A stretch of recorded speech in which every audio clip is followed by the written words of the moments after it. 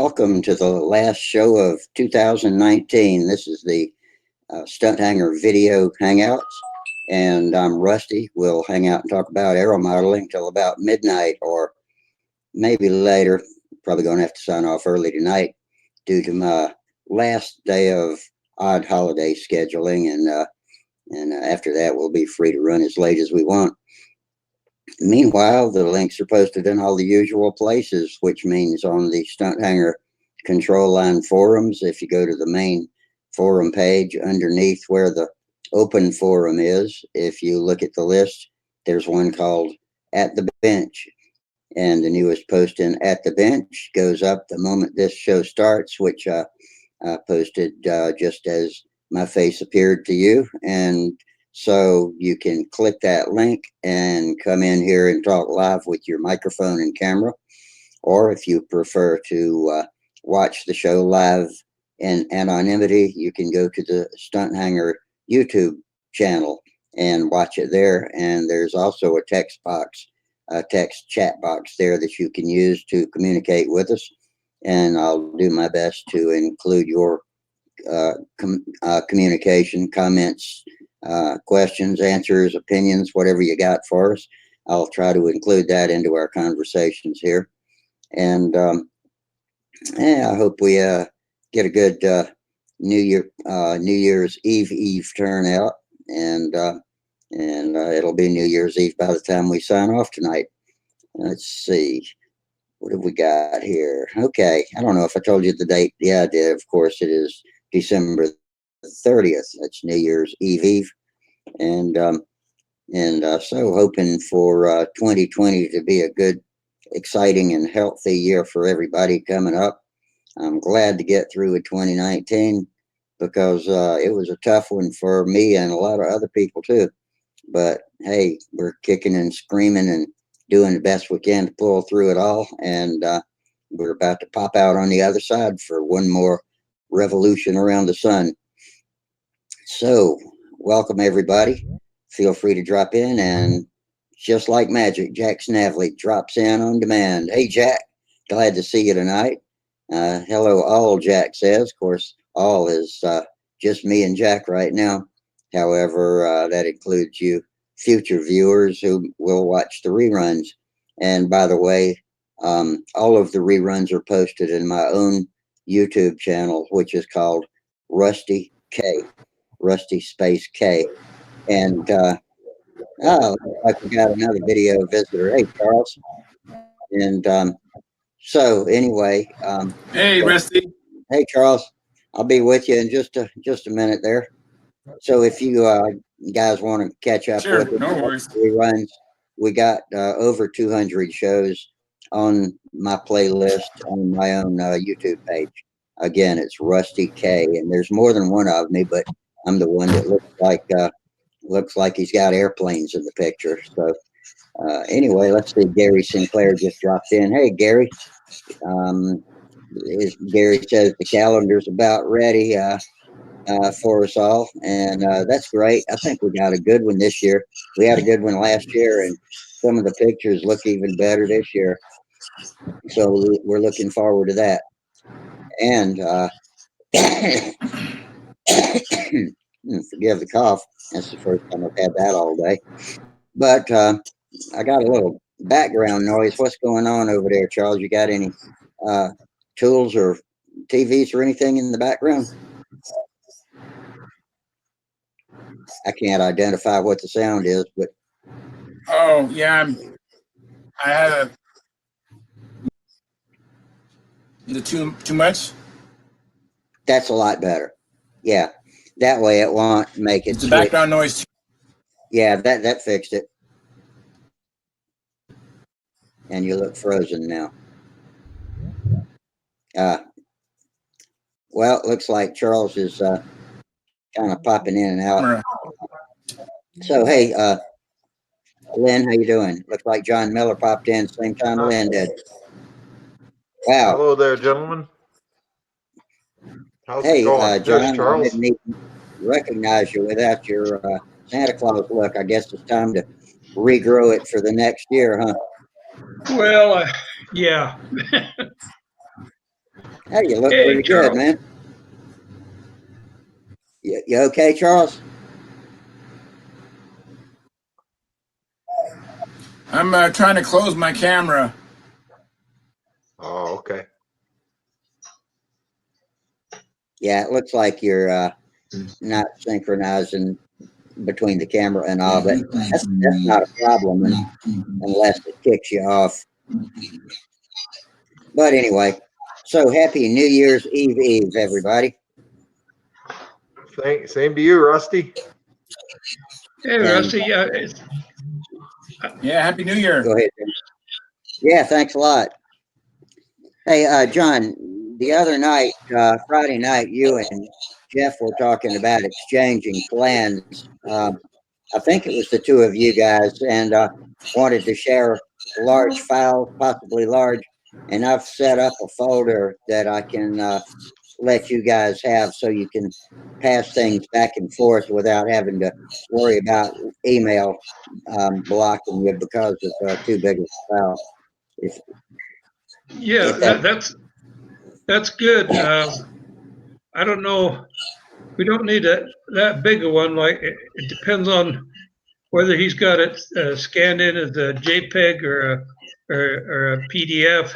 Either one yeah, of those is fairly small files, and a DWG file or an AutoCAD file or a CAD file is usually not too big, but it's a good way of doing it. They'll usually attach right to an email though without a yeah, problem. okay. Well, I'll tell you what. I'll go ahead and PM both of you the link to the folder, and if you need it, it's there. If you don't, then that's fine. Um, Oh yeah, so, that uh, sounds good. yeah, and to PM you on Stunthanger, you are John Miller, or is it an initial in there too? It's John A. Miller, but I was getting ready to change that to my old one, and I couldn't do it today for some reason. My old one was Joe Bellcrank, is, and it's been Joe Bellcrank for almost 20 years. Hmm. But I've got to check with Sparky and see how to get it back to that. Okay. Well, it doesn't matter.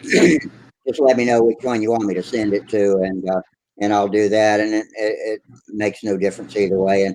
And you and Jeff will both get the same link, and you will automatically have permission to add and copy files to and from that folder. And That'd be you great. can go up to yeah, and it'll handle up to 2 terabytes. So I'm sure that's well within y'all's reach. Oh yeah. Well, I appreciate it. Just go ahead while I'm still at John A. Miller. Just go ahead and send it to that one. Okay, I will. I I didn't need to know. get me one I of the. didn't know we could send. I didn't know we could send attachments though on the PM system on the net or the forum. I mean, Um, you know what? I'm not sure you can via PM. I'm sorry about the cough. I have. I don't know what that's all about. I hadn't been coughing all day, but I need to get me one of those cough buttons like the professional radio hosts have, so I can just bang the button down and do all my coughing and then let go. Could be just dryness. I don't know. That's strange. It just jumped on me all of a sudden. Hopefully it'll clear up. So I think you still got the decorations up there, Lynn. Oh yeah, another day, and that's about it.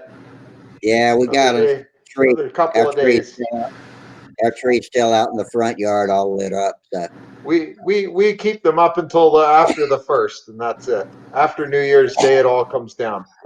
yeah,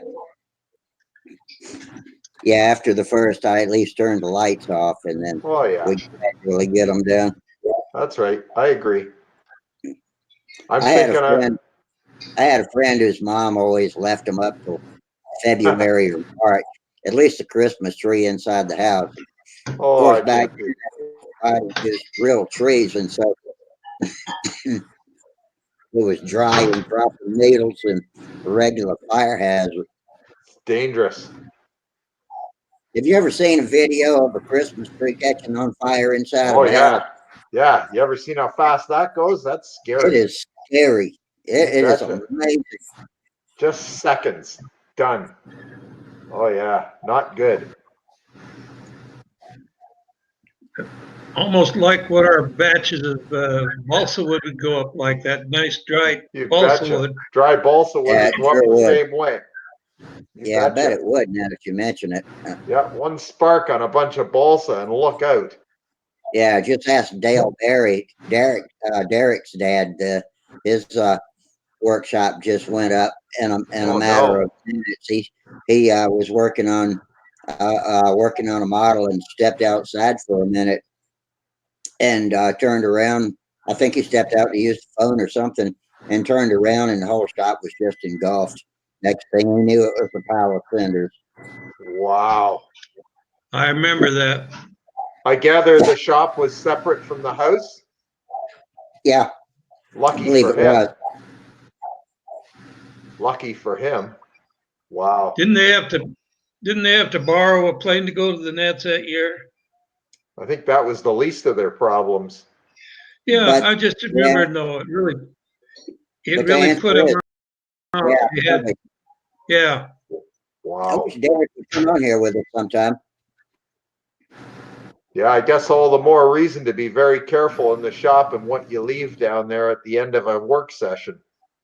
Yeah, I think that's something we could all learn a lesson from. especially working with accelerants like dope and paint and all the stuff we use that'll go up in flames. Well, the other I, thing I do, I don't know about you guys, but if I'm going to be doping or doing anything like that, I try to get rid of all the wooded stuff. I don't do finishing when I'm doing building. I don't have to sit them going on at the same time. So in other words, if I'm it's going to never finish, even occurred to me. It's yeah, never like even occurred to me. I'm sorry, we anytime, keep talking. You go, and then I'll go. yeah, anytime I'm building an airplane, I finish building the planes, and then I get the finishing stuff out, and then I work on finishing. I don't try to do both in the shop at any time at the same time. I guess that's a good idea, an excellent idea. You know, it's just never occurred to me how dangerous what a fire hazard it was with what I'm doing out there. Well, the other thing also for me that I've found is that to get a good finish, you don't want dust around. So you can't be Well, doing yeah, woodworking and doing finishing at the same time, or you're always going to end up getting dust in your finish. yeah, that's right. In fact, I have watched a guy take a garden hose with a sprayer on it and just wet his whole floor down before he started. Yeah, because otherwise the finish is constantly getting dust in it. So what I do is I finish all my woodworking that I'm doing for a season, maybe around February or March, and then I give the entire shop a really good cleaning before I start doing any finishing or doping. I wanna build me one of those neat sanding tables that has the vacuum hooked up to it so that you can sand over that and suck the dust I right in can't with it. wait. I just I've seen a bought one. couple. So I haven't Did you? set it up yet, but I've got it downstairs and I'm gonna set it up soon. I'd like to see it when you get it I set I up, will I'll you take might, some pictures or I'll take the computer down there and show you live or something. I yeah, think because Bob I've seen a couple. Zambelli. I think Bob Zambelli posted a picture of the one that he built, Yeah. pictures and plans. And Wendy used to always use one too, and it's a great idea. Yeah, Randy Powell up in Seattle area, he has one, but his has got a flat plate, but he's got round holes Yeah. drilled in it. So like Wendy's is a Yeah, that's right. lattice Yeah, type thing. But either one would most work. definitely. What I what did I'm it You doing, better just go what ahead. I'm what I'm doing doesn't really keep dust out of the shop so much as it keeps it off of me. Is I set a window fan, a box fan on top of a plastic milk crate, and then put an air conditioner filter on top of that, and sand over it, so it just blows it down and away from me. And I do it right next to the wide open doors so that it, you know, Okay. and I can block Better off than nothing. 3 sides. I can block off 3 Yeah. sides. So, but that's just sort of a redneck version of what y'all are talking about. You know what I do when I'm doing finishing is I put the box fan in the window, and that works really good. It sucks a lot of the dope fumes out. Yeah, I except wish I had a window that opened. it turns your screen on that window, whatever color dope you're spraying. Oh, I don't care about that. It's only a screen.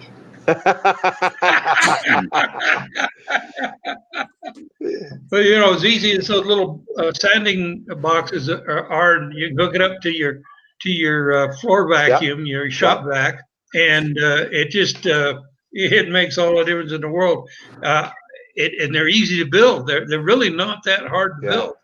Yeah. So Well, I actually bought the actual dust collector machine, and what I did is I bought the vent. There's a vent pipe that goes. There's an attachment that goes on the end of the pipe that you mount onto a wooden box, and then it just sucks it right in. I'll bring that piece up right now and show you what it looks like. yeah, look Okay. forward to seeing it. Meanwhile, hey, Charles, are you still with us, buddy? Yeah, I'm still with you. I'm just Okay, listening. good. Okay, good. I was just making sure. I see you got your camera off. So, was that causing you some bandwidth problem, the camera? Yeah, I'm back in my garage. This is maybe get some water there, Rusty. I'm drinking coffee. You think water might do better? How long did Yeah, you water soak do that? better. How long did you boil that coffee in that tin can? No, it's not a tin can. No, it's a Mr. Coffee. You know what I they don't know. you know what they call or how they make coffee in Wyoming, don't you? You pour a pound What? of No. pound of coffee in a 1 pound can, fill it up with water, boil it, and keep boiling it, and fill it up 2 or 3 more times, and keep boiling it until there's nothing left but the grain. I messed that up. I messed that anyway. Then you throw a horseshoe on it, and if the horseshoe sinks, you add more water. Oh, God. So they like it. Yeah. They like it strong there, huh? Oh, yeah, Okay, yeah. Lynn.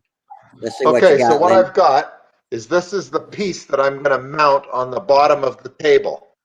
And what it is it's just it's a vent. So that's the inside of it. This would mount up to the top to the bottom of the table, nice. and then the tube mounts to the bottom where my hands are. Comes Yeah. off the bottom. And Oh, then that's cool. yeah, and I bought this plastic piece. I think it was about $15 or $18 or something. But then I'll just build What's a it made plywood for? table. I'll just build Is that a. made Where'd for you get? duct work or something? I bought it at Busy Bee Tool here, which is kind of like a Harbor Freight type place, and it's perfect. I bought the dust collector machine and all the piping and everything. I just have to set it all up. Oh, that's cool. So I'm excited about it. Yeah. So that's a purpose-built dust collection setup you got. Yeah, most All right. definitely. And then what I'll do is just put a piece of metal grate or a piece of plywood with holes drilled through it on the top or whatever. Yeah. But it'll suck right. all the balsa dust down. Like I hate it. Every time I work on an airplane, I'm sanding and I'm coughing my head off while I'm doing it. Yeah. I get sick of that. Well, let me ask you guys this. What do you do? What do you use for a paint booth? Do you just, I've got a big plastic cheap painting drop cloth that I hang from the ceiling in a curve and stand inside of that. And I've got a place where I can peel it open and walk in and out. And I don't have any ventilation though. That sounds healthy. Yeah, well, up until now, I've only been doing small jobs with rattle cans, but Right. yeah, you're right. It's probably not good. I know. You don't want to spray any of that 2-part death paint in there. No. You'd be in big trouble. What I tell you what, go I ahead. collected a small squirrel cage fan. I don't remember where I got it, but it's about maybe that big around. It's about maybe 12, 16 inches in diameter. And you can set that up and run it right into Duckworth and duct it right out of your room. And I do a lot like you do, Rusty. I put a piece of visqueen around, but I have that thing in the corner blowing the stuff out so that I don't, and I put a fuel filter, or not fuel filter, an air filter, on the box that it's mounted in, so that it kind of keeps the paint from going through it and all of that. Just catches that all on the outside. You have to change those every now and then. Yeah. Or they get hard to draw air through. But it'll get that paint right outside. I guess I could at least evacuate the booth interior if I bungee the same box fan to the roof, the ceiling, and above the surround, and suck it out of there. Yeah. Yeah. You really would have to have a clean floor then, because you'd be sucking dust up off the floor if you're not careful. So what I do is I don't even have a paint booth. And what I do is I do all my finishing with a brush right up until I'm finished all the filler coats and sanded.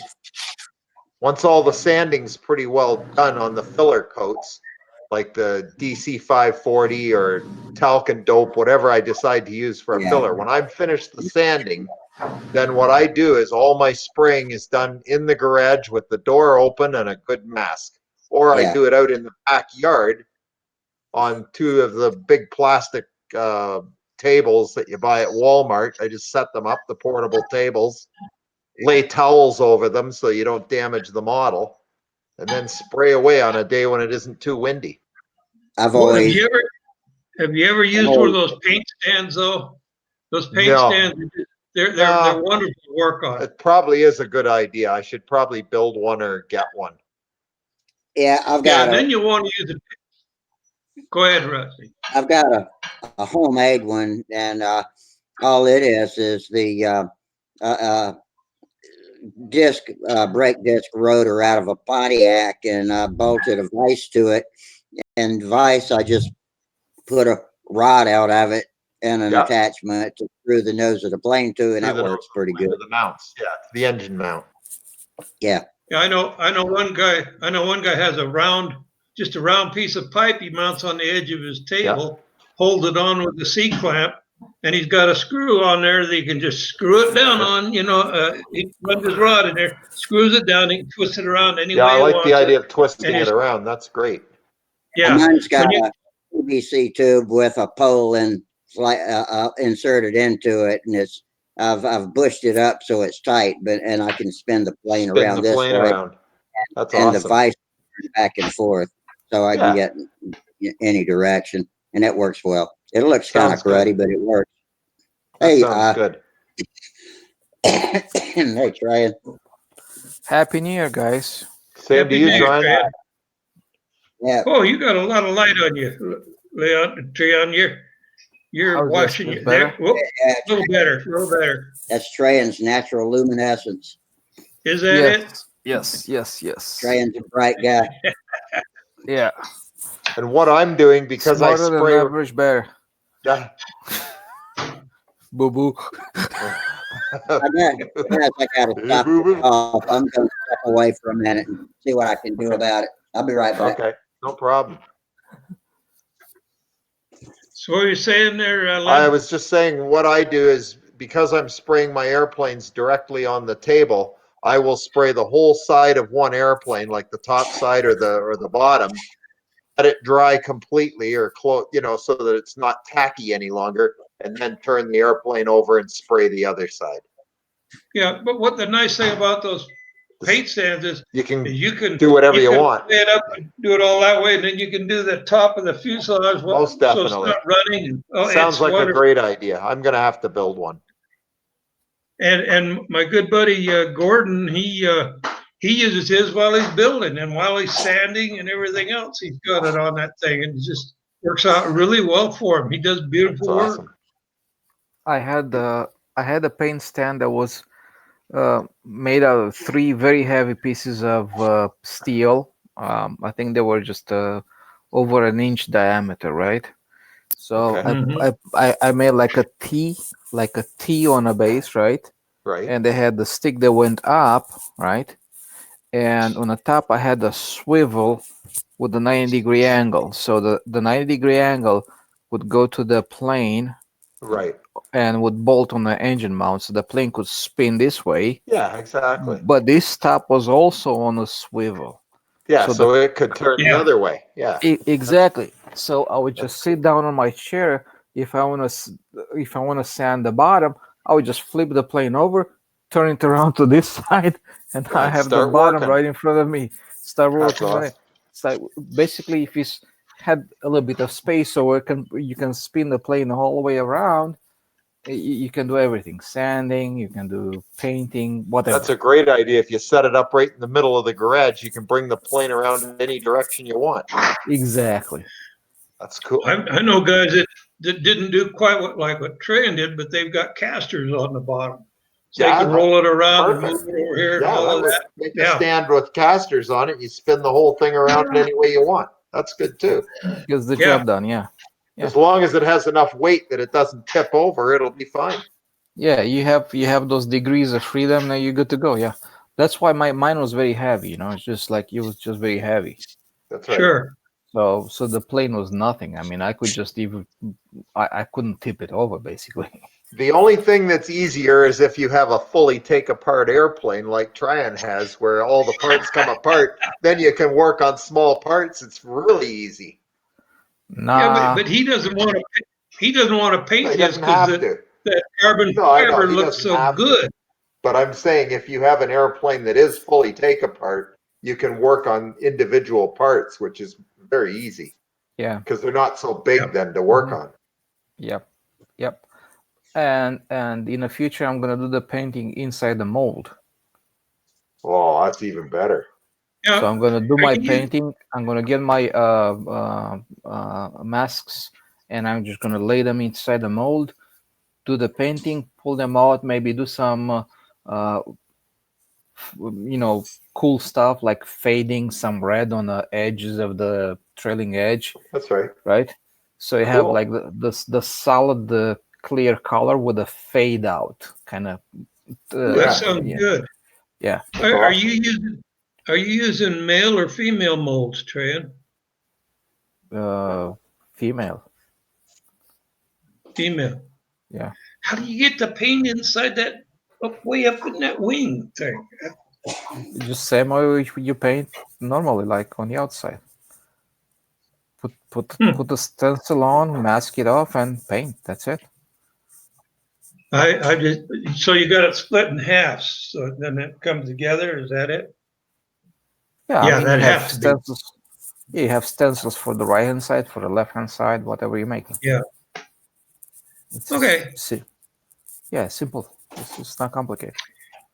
Yeah, Oh, I know it's Todd, not complicated. I just can't see it yet. Oh, you have to think mirror image. Yeah, I mean inside out. yeah, exactly. Yeah. So in typical painting, you put a base coat, right? You put the stripes and stuff like that, and put your clear coat.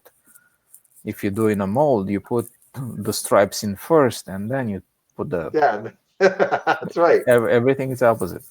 Wow. So You're going to cover up all that pretty black no, carbon no, fiber? No. no. So he's basically just going to trim it, right? Yeah, I'm gonna put I'm Some gonna put trim. just That's it. Yeah, just some stripes, like it's similar to Yeah. what I have right now. exactly. Exactly. Yeah.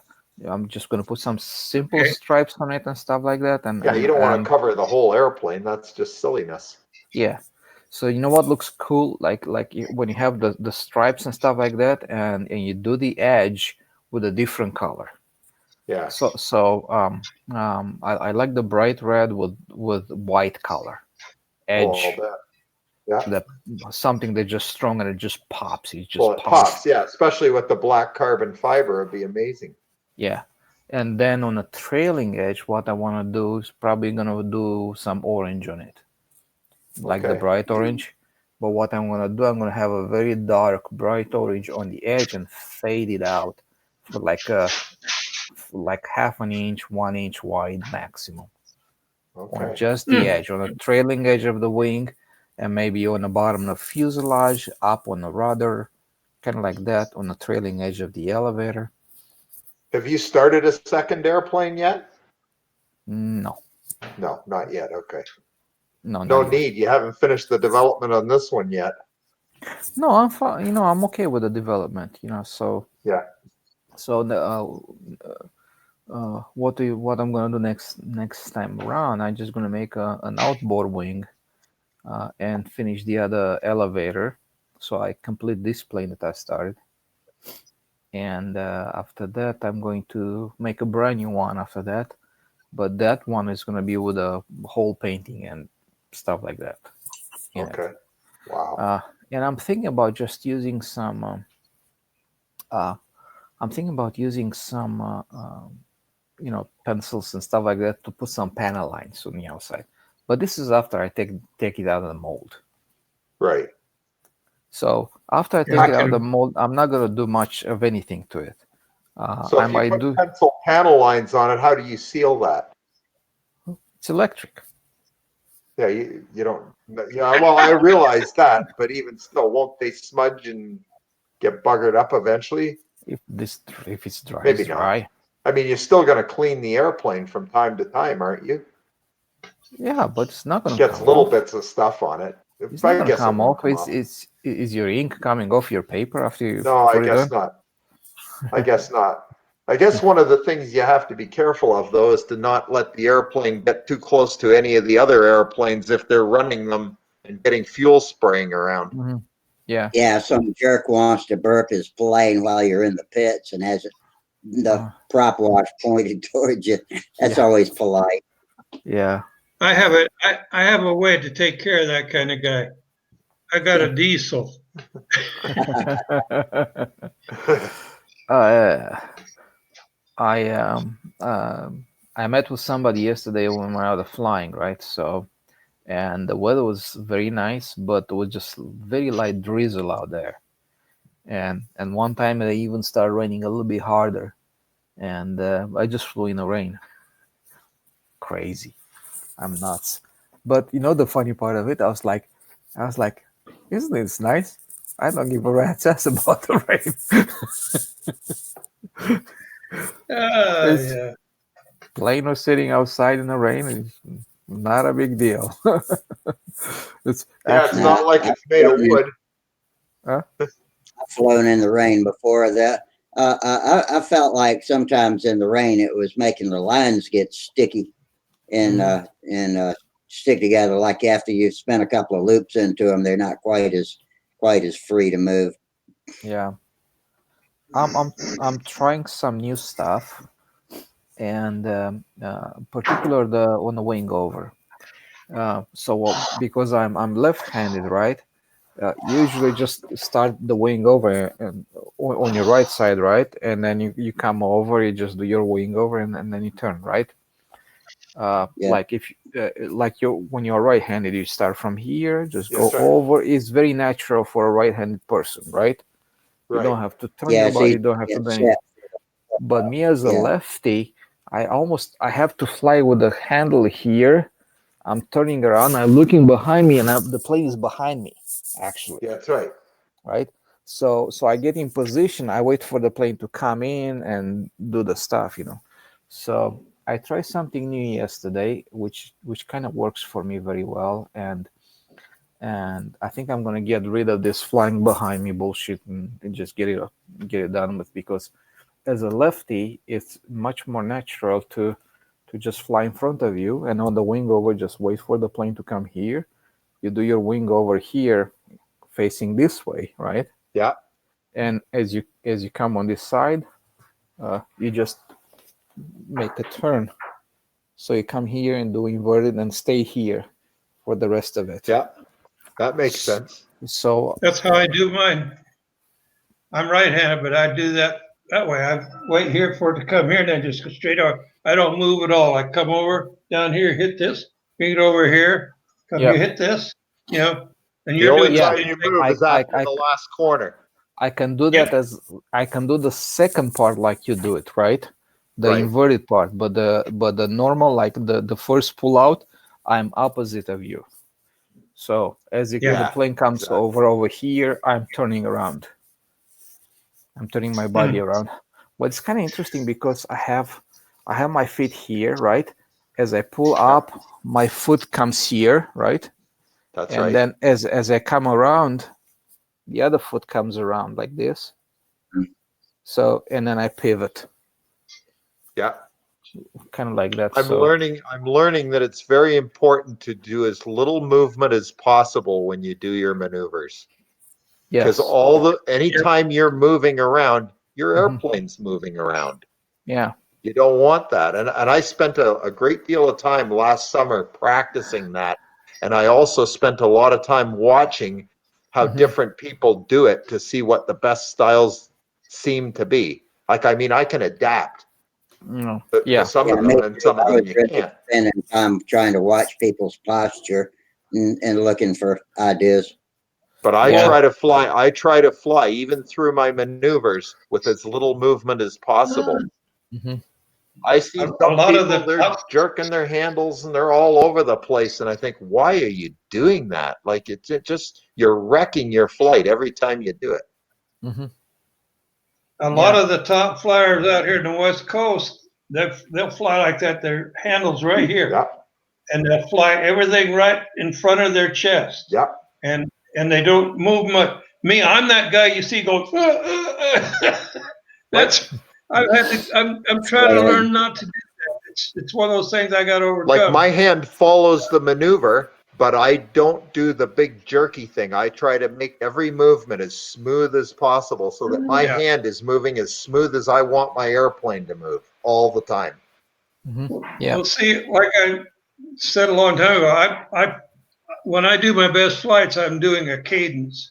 You know, and when I do a cadence, I'm not all over the place. Doing a cadence, it's like 1, 2, 3, 4. You know, Right? and I'm I do the you know, same thing. 1, 2, 3, 4.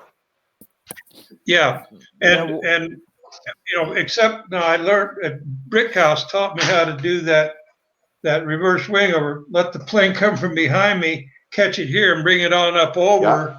Catch it down here and bring it back around. I'm twisting my body a That's right, bit, but but you my never feet are move your staying feet. flat. Never move your feet. You Right. shouldn't have to. Shouldn't have to. That's right. Unless you're a lefty, Yep. and you have Yeah, no unless choice. you're a lefty, then you have to. Yes, you do. Yeah. You have a little bit of disadvantage there with Yeah. a left being a But lefty. Oh my God. Yeah. a lefty's got a bigger advantage in a lot of other maneuvers. So That is true. uh, I found that what was it?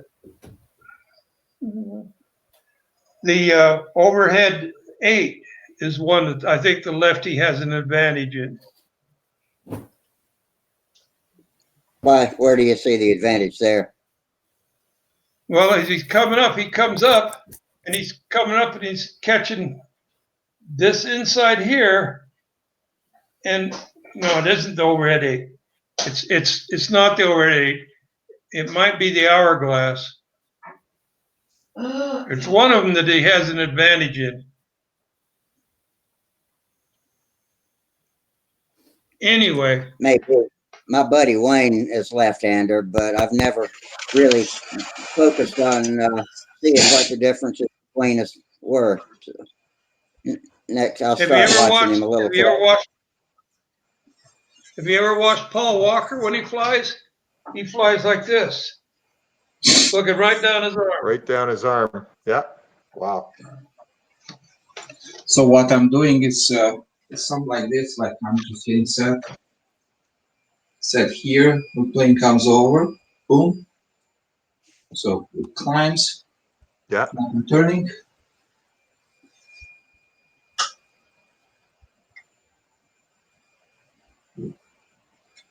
Yeah, Something like that. yeah. It's that I see stepping where you have around to at the make that bottom of turn. the maneuver that's a bugger.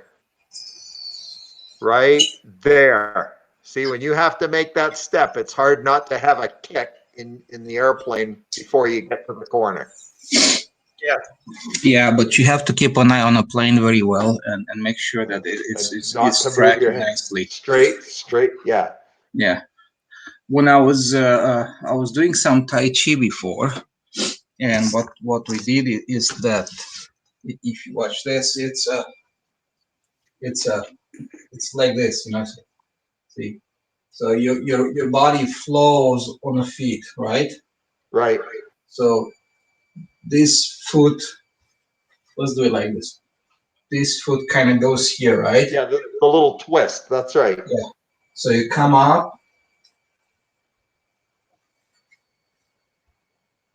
you do Okay. your inverted Yeah. part here, right? Yeah.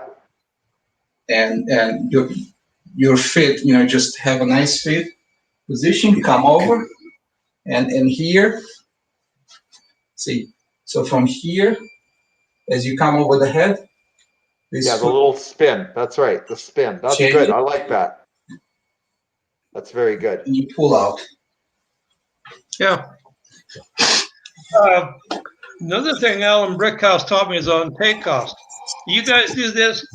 I set my arm out to where I'm looking at 90 degrees from where the airplane is. So the airplane's getting ready to take off here, and I'm looking here.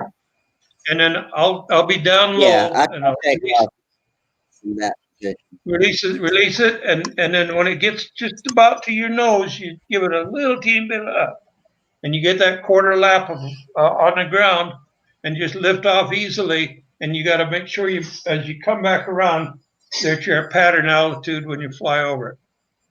Hmm. Yeah. That sounds a lot like what I do. I take off with my arm straight out that way, looking at the plane like that, and then just roll Yeah. it out and pick it up right about there. Yeah, And you to know, me it doesn't matter. You know, you can just fly in front of you on takeoff. It's just fine. Yeah. I tend to look right at the airplane straight on when I take off. I don't take off behind me or anything. No, what about on your landing? Huh? On your landings, do you get down low before she touches down so you get both wheels to touch at the same No. time? No. I know guys that didn't. I I know know some guys that guys that do it on takeoff and landing. I know guys that when they take off, they crouch right down and then come up. But I've never I done it. know guys. I know guys at the Nats that have lost points because they went on one wheel before they either took off or when they landed. I've You know, never I heard think I've of heard of. if judges will down score you for that, I think it's kind of bullshit because they know I you have agree. blind I zone agree. somewhere. Yeah, I Still think do so it. too. I wouldn't ding anybody for that. Yeah. But I've As seen them long as when talking the about it on. airplane touches down, it doesn't go back up again or bounce. There shouldn't be any reduction of points that I At see. that level, when there's a half a point between competitors, they're going to find I the guess so. slightest thing that Well, they can run I you think down I'd on. have trouble telling whether both wheels were on the ground at the same time. They must have real good eyes, I'll tell you. Yeah, I Oh, think they got some of them think they're not better than they really are. Looks like Tom just joined us. Hey, Tom. Hi, Rusty. Hi, guys. Hey, how Hi, are you, Tom. Tom? Happy New Year, Tom. Happy New Year. Happy New Year. Thank you. You too. So yeah, My yeah. whole thing about landing is when the airplane stops, I want it to fly straight and then just bleed off the speed and keep it flying straight. Not up, not down, straight. Mhm. And then maybe It just says at the very last second, just a little bit of flare Mhm. so that it touches down so smooth. That's all I Where do want. y'all like? Where do y'all like to place the plane if the wind's blowing, say, 10 or 12 miles an hour? At what point on the circle? If you've Landing got or a taking off? taking off, upwind. Upwind, about you start to maybe roll 15, into the wind. 15 degrees off of upwind, downwind of upwind, 15 degrees when it's blowing real hard. Yeah, whoops. We're losing it here. No, everybody's still there. No, we're good. I I thought just we stopped. lost I it. thought we lost it too because everybody was so quiet. Everybody's thinking about what the heck they do, and I guess that's what I was doing, just trying to remember exactly what I do. I've had most success from straight upwind. Well, that'll work. Most Like right where I in take off in front of the judges regardless. Yeah, I'm scared of most jumping most winds, into days. though, things. if you got 20-mile-an-hour winds and you're having to fly because you need to try to get your score up, if you go 15 degrees downwind of upwind, Right. it's just you'll do better on a takeoff. My biggest fear of that is that I'm trying to keep the wind that's blowing to, I don't want any wind blowing toward the rear of the airplane because that tends to lift the tail because you're Yeah. giving it it tends to lift the tail and chip the prop. That's what Yeah. I'm trying to avoid. Well, I see, never- On the other hand, you want to avoid having the plane just jump off the ground too. Saves If the you're 60. taking off well, I'd rather do that upwind. than lose a $60 prop. Len, you know what Yeah. you want to well, do? the thing, What's that? If you're taking off in windy conditions, upwind in Right. particular, what happens? The wind wants to push the tail towards you and yaw it Right. outwards. When that happens, because of the lines are connected the way they are connected, it's going to give it some down elevator. Because of that, Okay. because the plane is changing the position. So what you want to do before you take off, put some pressure on the lines. Yeah, keep the lines. You have to keep the lines tight. Yes, Keep definitely. the line You have tight. to be ready.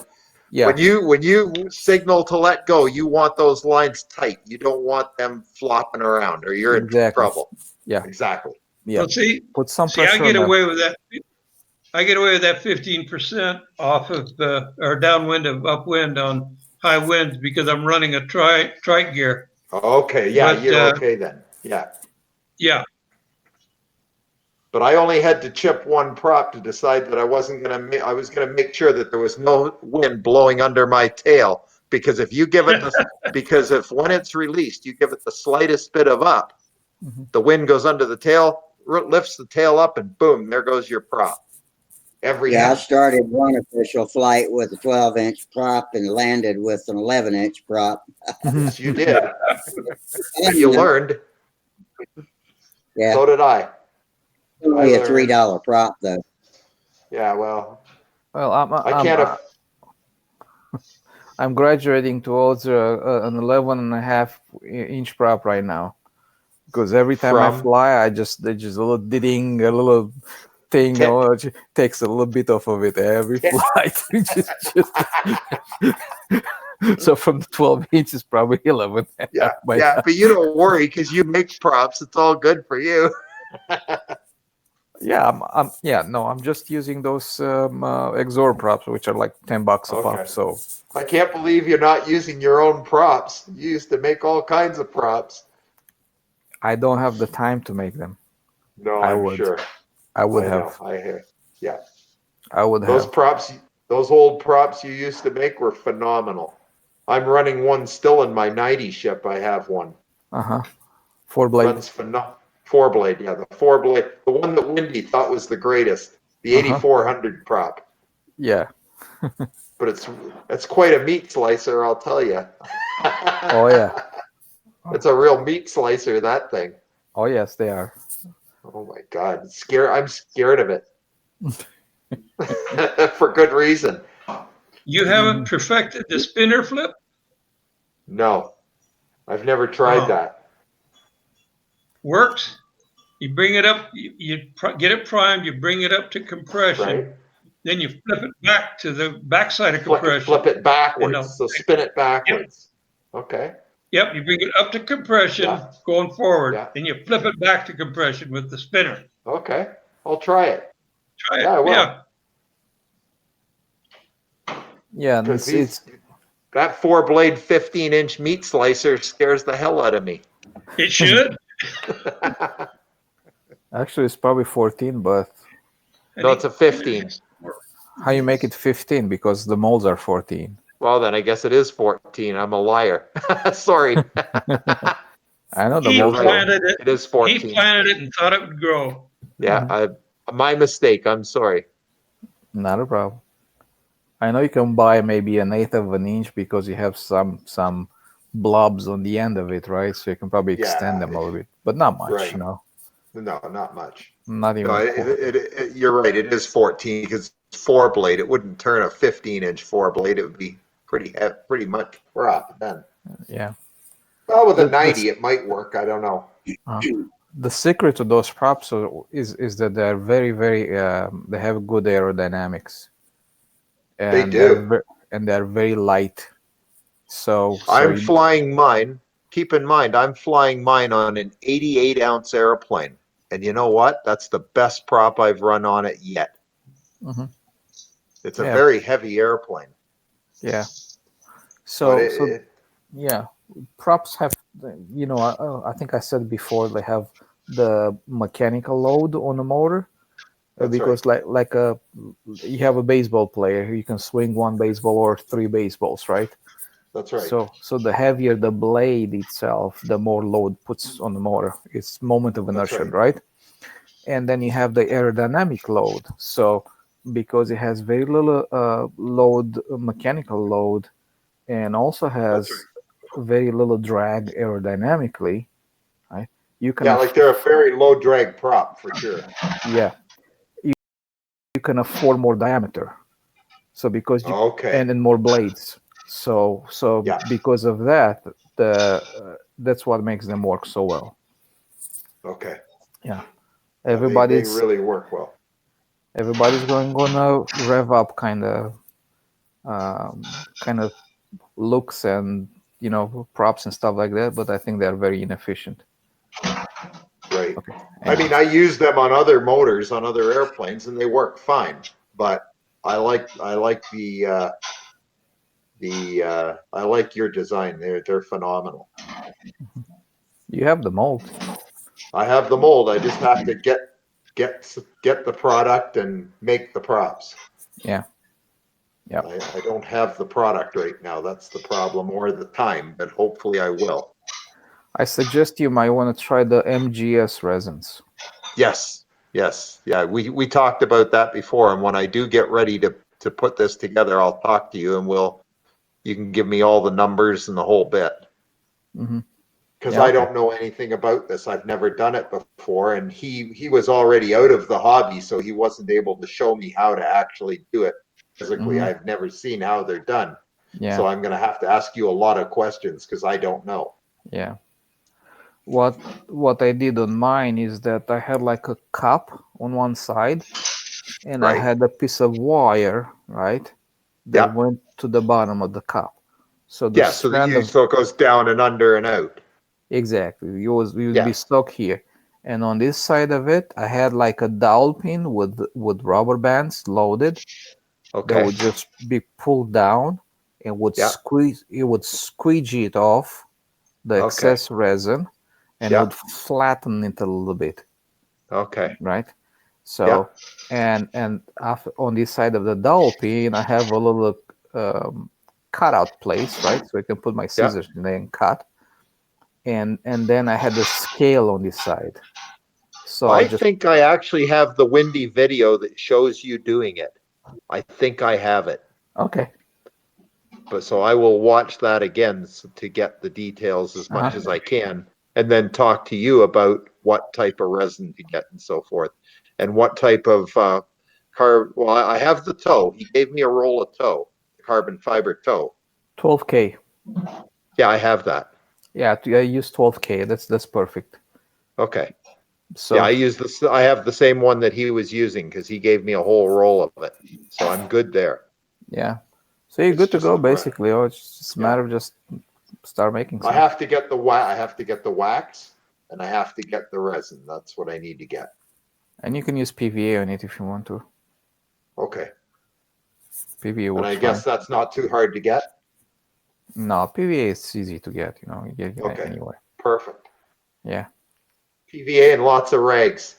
I'm gonna No, have to it's clean actually those mold. I'm gonna have to clean those molds up good because they haven't been used in a long time. They've just Yeah. been sitting around for months and months. Yeah, give them a good, it's like use a thin coil, thin layer of some oil or something like that, grease. Works good. Okay. And clean Yep. them right up and then start fresh. Yeah. Okay. PVA, What are the molds made out you of? use PVA on the inserts, right, with a brush, Okay.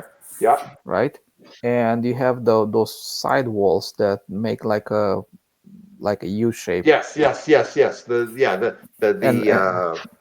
Yeah, what are they made of? Delrin, those sidewalls? yes, Yes, I thought they were Delrin. Yes, I have no, all. I no, have a. What's it called? no I know high that it's density. a white material. What's that? Yeah, it's not Delrin. It's high density polyethylene Oh, HDPE. okay. All right. But I it have doesn't all of matter. them. You can Okay. make them out of anything, and there are different ones. There are some for a two blade. There are some for Yeah, I three have them blades. all. I have the ones for the. I don't have the ones for the 2 blade. I have the ones for the 4 blade and the ones for the 3 blade. Yeah. That's all Okay. I have. Okay. Cool. Yeah. Awesome. Yeah. And How many yeah. different pitches did you make those for? I'm Just sorry? one?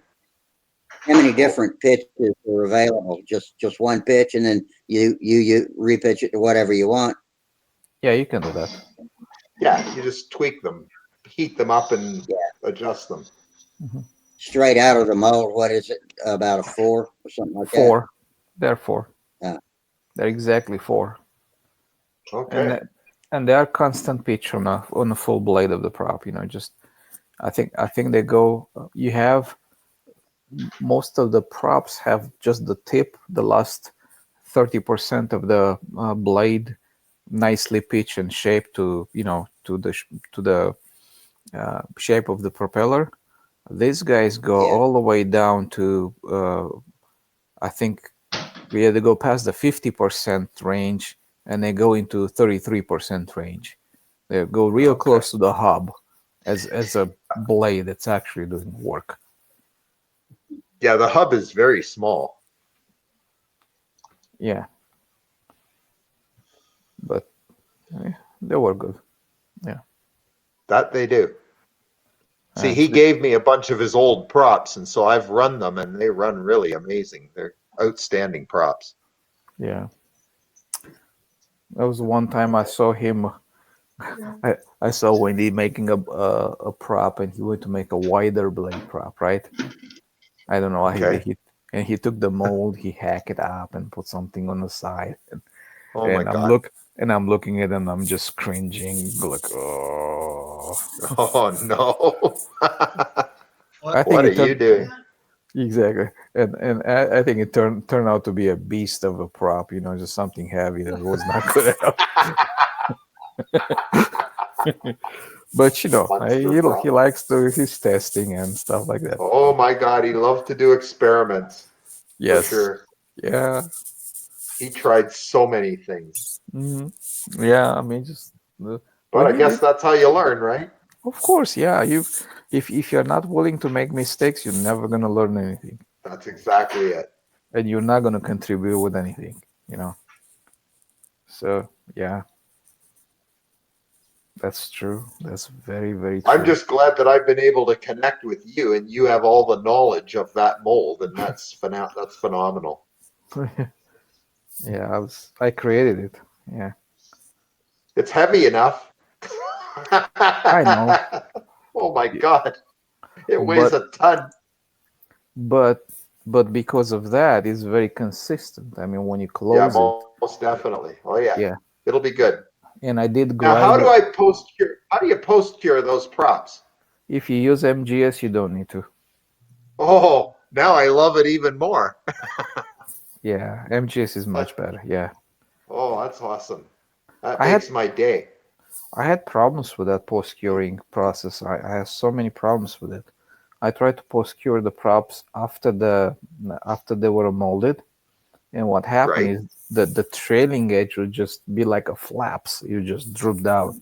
The Oh, no last good. Yeah. the last eighth of an inch would just droop down and be giving me like a flaps kind of action or something like that. Oh And gosh. and and after that, I had to do the post curing in a mold. So I would let them Okay. stay overnight and cure, and I would just throw them in the oven after that, closed. And Like in the mold. In the Oh my mold. gosh. Yeah, Yeah, that's frustrating.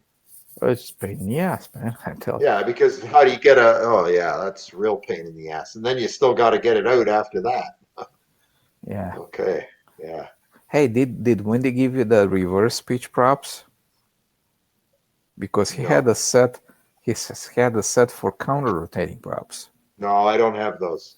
Ah, yeah. All I have is the molds that are in it, which are for the 3-blade prop, Hmm. and I have the prop, the steel pieces that have to be inserted into the mold for the 4-blade prop. I have Yeah. that. Yeah. That's all I have. But you know what he didn't give me is I don't have enough spacers. You know the spacers, right? I have to get some more machined up because I'm too short.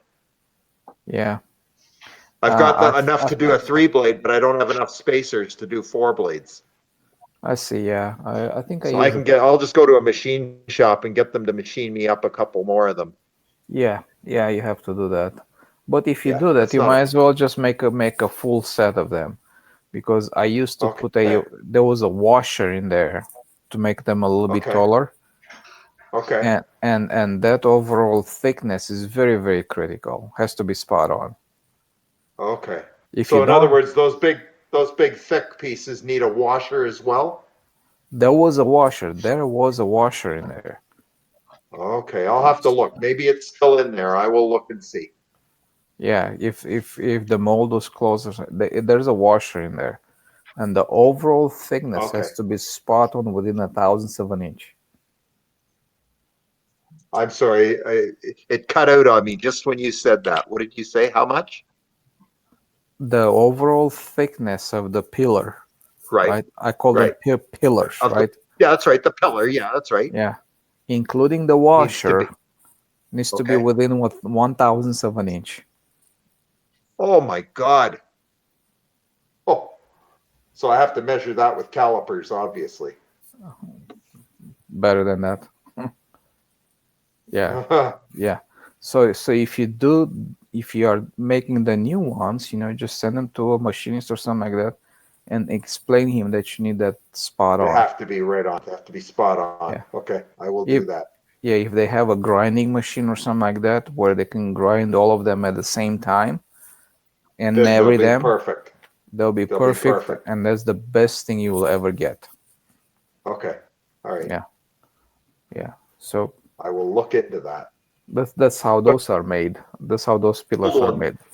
So I could use the old ones still though for making 3-blade props and then Yeah. use the new ones for 4 blades. Okay. Gotcha. Yeah, but the old ones, how many you have? About 6 of them or so? Yeah, something like that. Yeah. Yeah, whatever it takes to make a 3-blade prop, that's what I have because they're in the Yeah. mold right now. Hmm. Okay. Yeah. But I don't have any more to add to it for a 4-blade, so I will get all new ones for that. Yep. Okay. Gotcha. So what I recommend is like for on the plastic parts, just put some grease on them, and what you do, you put the grease and you wipe it down. I mean, Okay. you shouldn't be able to see it. Okay. Okay. I mean, Yep. you should not be able to see it. Okay. And Okay. and the inserts themselves, just PVA them.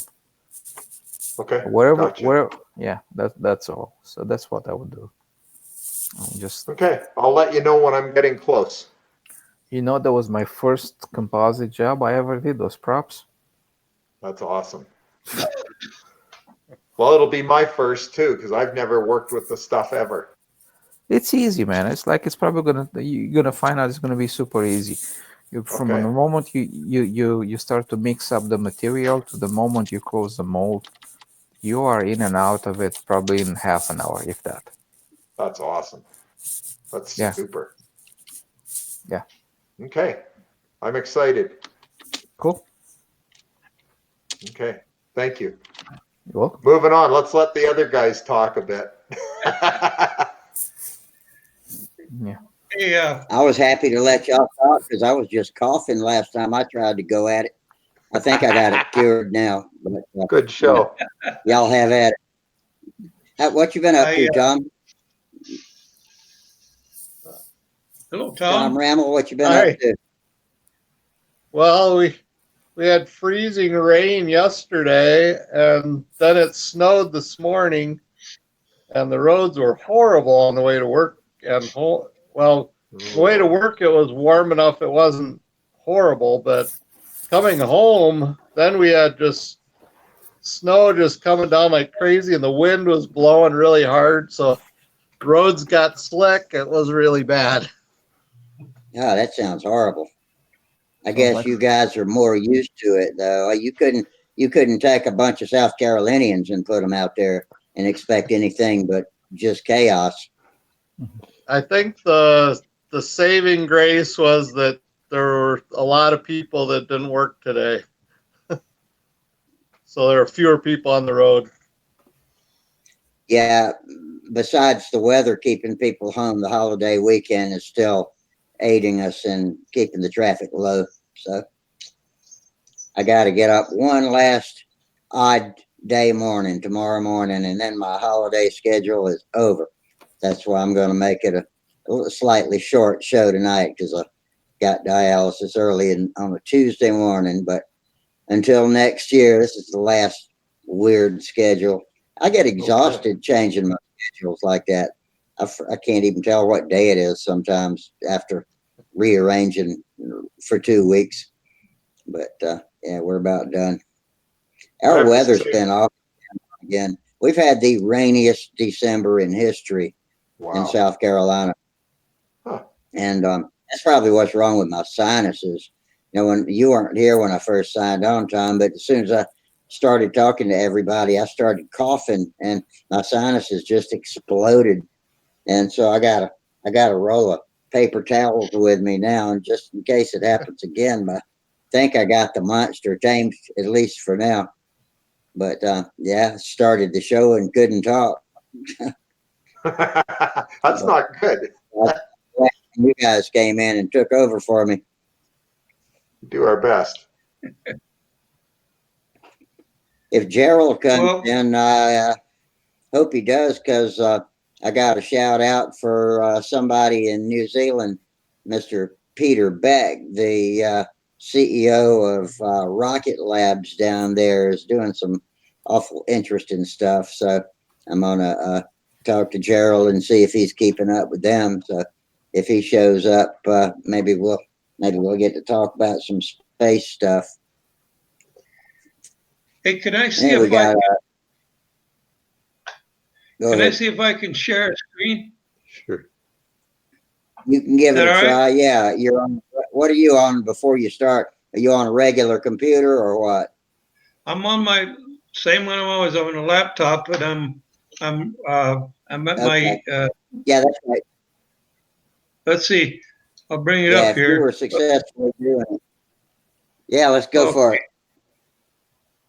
All right, Jeff let's see what I Riley can do. says, Rusty, Happy New Year to you all. He says he'll join after he gets over his cold. Okay.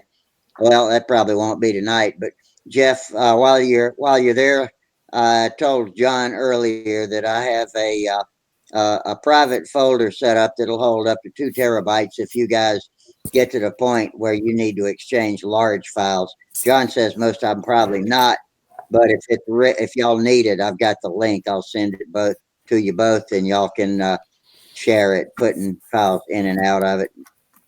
Okay, you're on, Tom, or no, who was it? It was John. John, You're on, John. I'm trying to The file sharer. see if this will work. I'm gonna go ahead and you. What's it a picture of us you're going to show? It's that airplane I was trying to show last week. Oh yeah, okay. Let's see.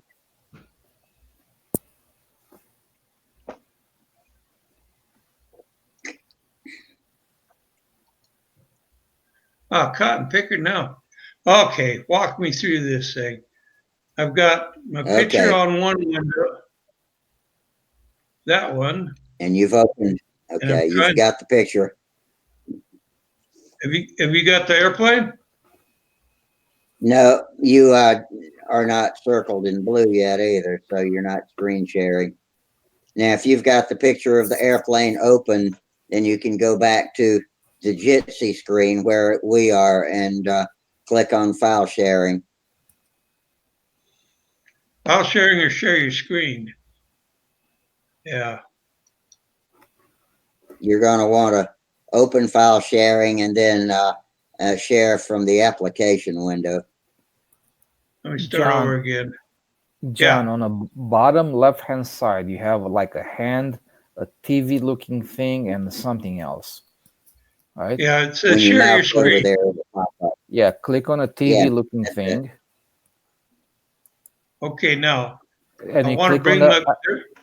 go to Applications window. You have three options over there. Go to Applications window, Okay.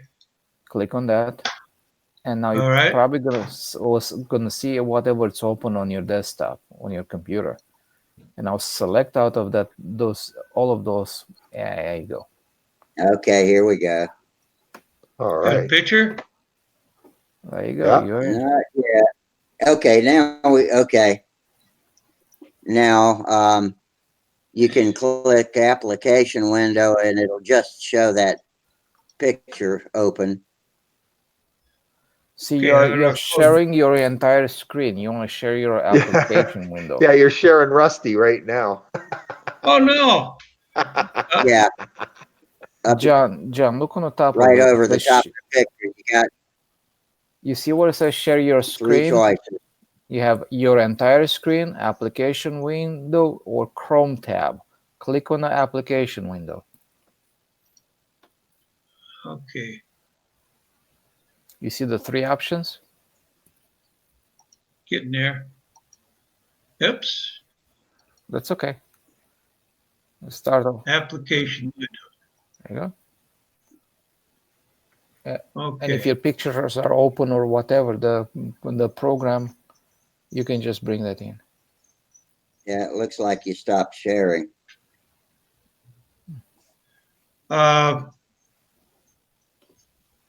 Thing is that what I'm showing there has got Rusty in the background. Oh no, that's going to be a bad picture. Yeah, no. That's a great picture. I got my NASA T-shirt on. See, my space costume. The only thing that'd be worse is if I was in the background. You are now. Big surprise. Truth hurts.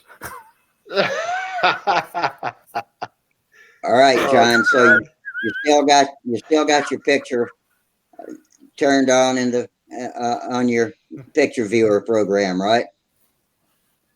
Yeah. Okay, and Let's get it start sized over however again. you want it. Yeah, Let me start over again here. yeah. Okay. So I go over, share your screen, hit that. Yep. First, I want to hit the application though, don't I? Yep. You just want, make sure the picture's up and open and looking like you want it to. And then you go back to Jitsi and click the screen share icon down at the top. Oh, okay. I'm going backwards. John, do you have Okay. multiple screens? No, I just have the one going Okay. right now. Okay. We're patient. Take your time. I'm glad you are. Oh yeah. I got to put up with all four of you every night. I can handle it.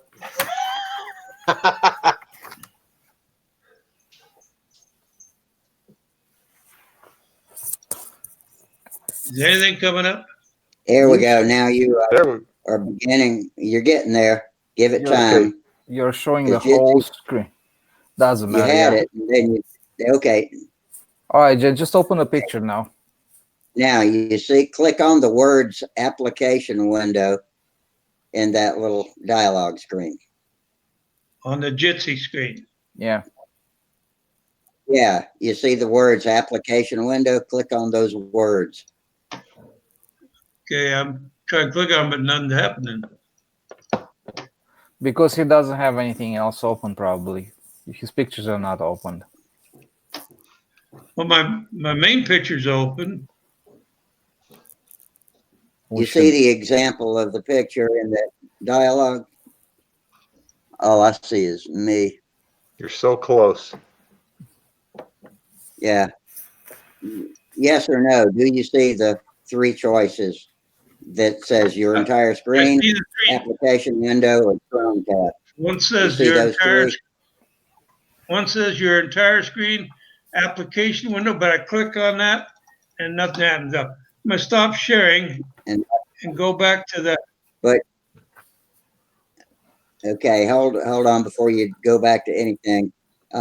Your picture is still open in the background, right? Yeah, well, now You didn't. it's open and mine. Killed it. So now.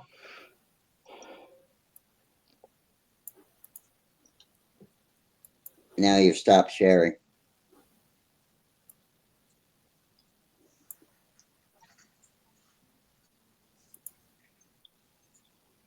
I don't know what might be the problem. If clicking on the application window doesn't bring it up. I've got it on the You have to. application window. Try hit share and it doesn't do it. Go ahead, try this one.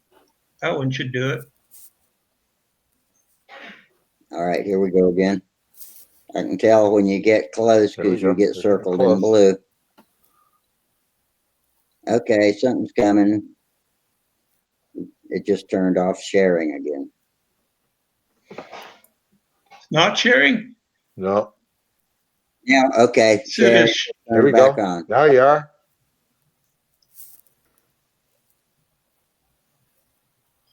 Okay, we still there? Yeah. Can you see the airplane? I've got Yeah. my. No. Nope, it's waiting for you to choose the application window option.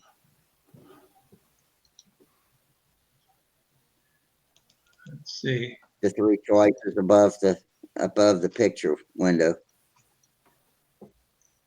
Well, you know, the thing is that I did click that before.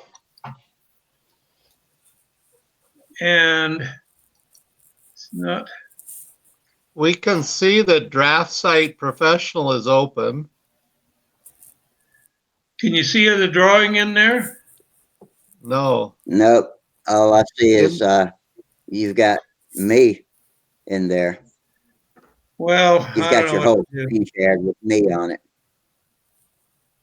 I'm going to have to work this out, figure this out. Was what you're trying to show us in Draft Site? Yeah, Open in Draft Site? Okay. yeah.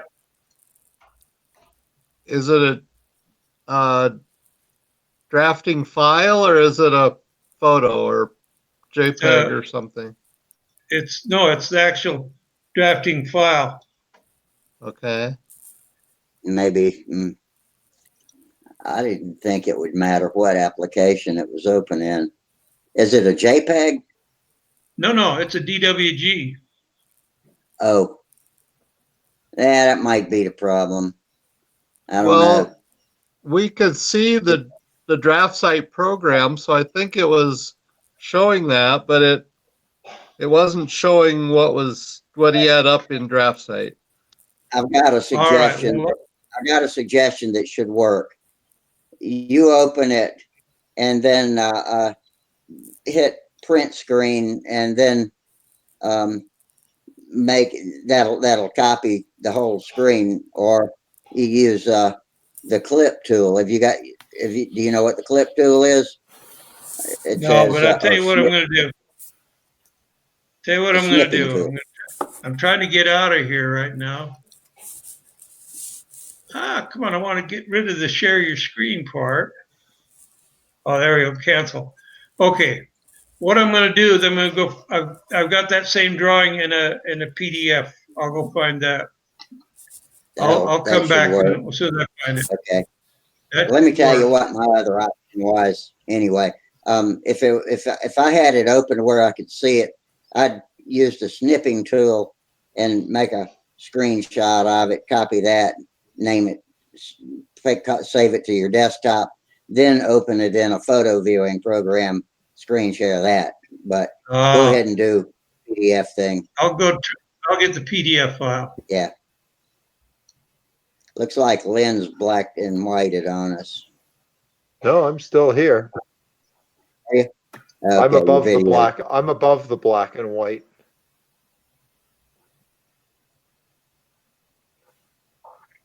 Still got me there? Yeah. Okay. No picture, but I got you. That's funny. can I see got the my. picture. I can see my Oh, picture. now. Yeah, we got your picture now. It's okay. Some people don't want to see my picture.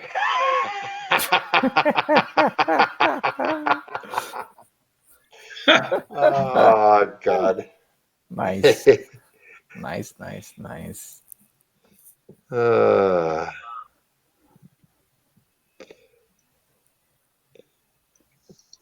I should probably be downstairs building, but whatever.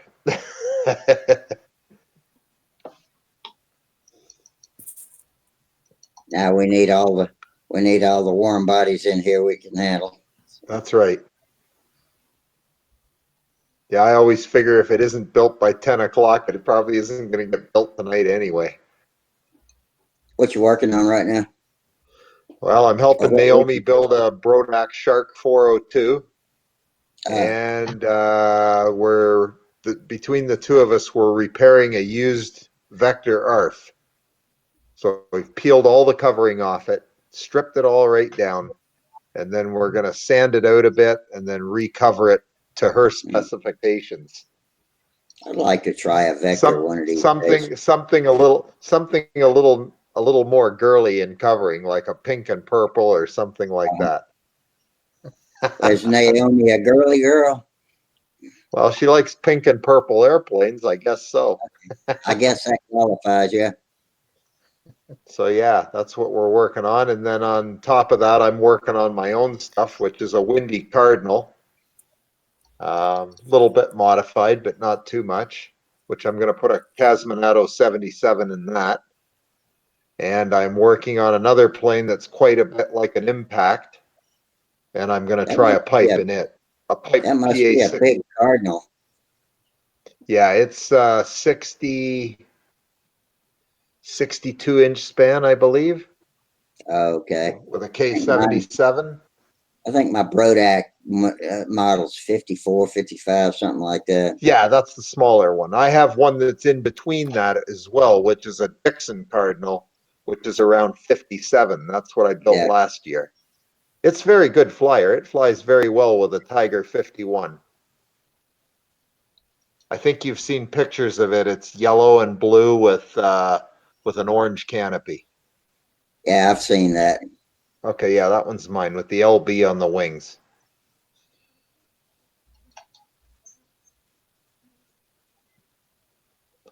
The new one will have a foamed wing. Actually, the foam wing is used. It came from John DeTavio's collection after he passed away. And a gentleman was selling it at Brodax, and I picked up the foam wing. I got some foam wing sections. Somebody gave me a stack of them when I was early on in my stunt career, and right. Do you know what they're for? No, I don't. I was thinking about using it to fix my busted Yuki, but the Yuki's got a little bit different shape. Are they tapered stunt? Are they tapered stunt wings like a regular full straight wing? Okay, okay. Thick airfoil or thin? Trying to remember. I believe they're fairly thin, and they're fairly short. I think they're only 22 inches or something like that. Okay, so each. 44. So it'd be that gives you a 44-inch span. 44, yeah. Yeah, so maybe. That'd be a 25 size plane, probably. Yeah, yeah.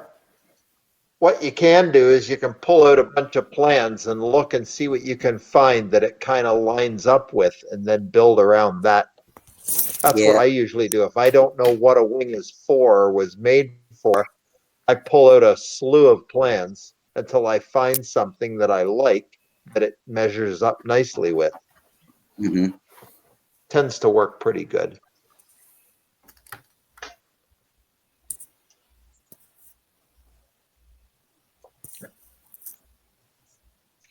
What are we doing right now? Are we waiting on you, John, to get your PDF? Well, I've got it up there. It's supposed to be sharing it. It says it's sharing it. Now we see Your- you. Yeah, You your see me? Yeah, we're yeah, your seeing you. thumbnail's blue, so screen sharing's not on yet. For a minute, we had it was showing a screen, but it wasn't, it said not responding. So, but it looked like it started to share it. Try it again.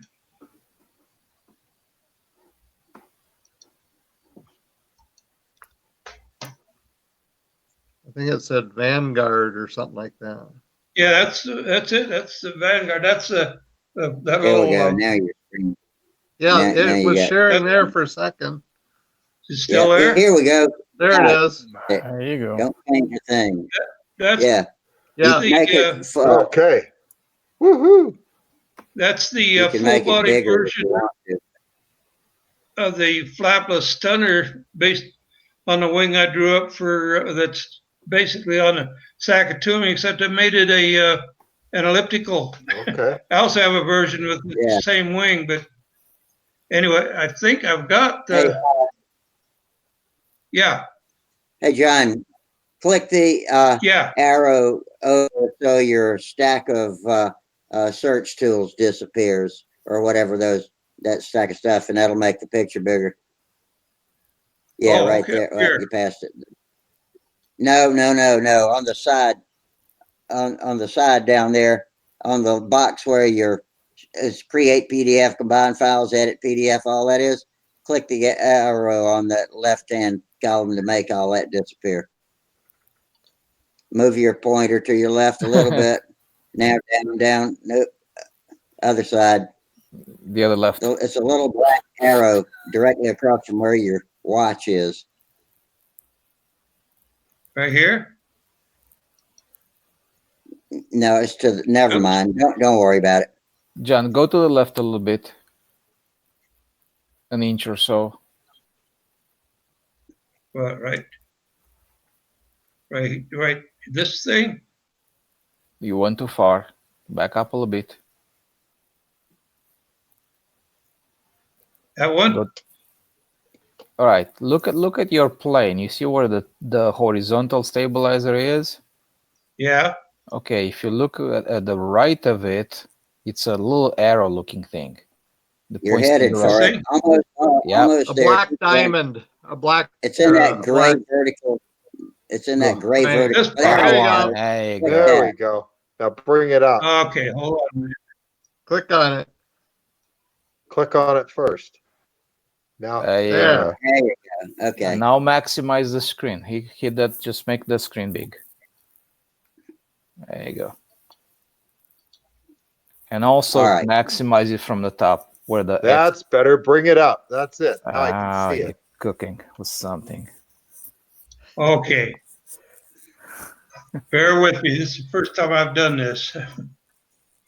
Anyway, it's electric powered. They're planned for electric. Cool. Figured the battery box would go in this area. There's that airfoil and that for the wing that I did on Sakatumi, but I've done it for a elliptical wing, and like I say, I've done it also for the normal wing that the Sakatumi has. I can show you the elliptical wing. It's right here.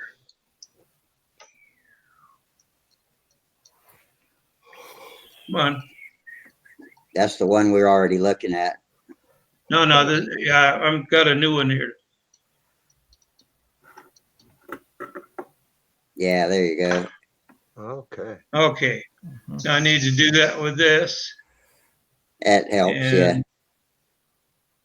Yeah. give you an idea that I'm not going to use the wing mounted gear on this. I was playing with that, but I'm not going to do it.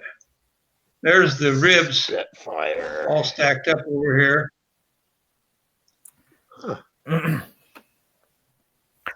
And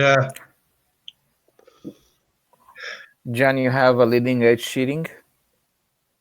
it does. It has leading edge sheeting Okay. going to the spar here. Mm-hmm. And then it's got both the tip and the root. I've got sheeting on it to stiffen that up. Mm-hmm. Yeah. I see an error here. I've got to check into these. These should not be meeting at a point there. They should be elsewhere. Yeah. But it's a work. It's a work almost finished. It's still in progress. Spitfire. Yeah. John.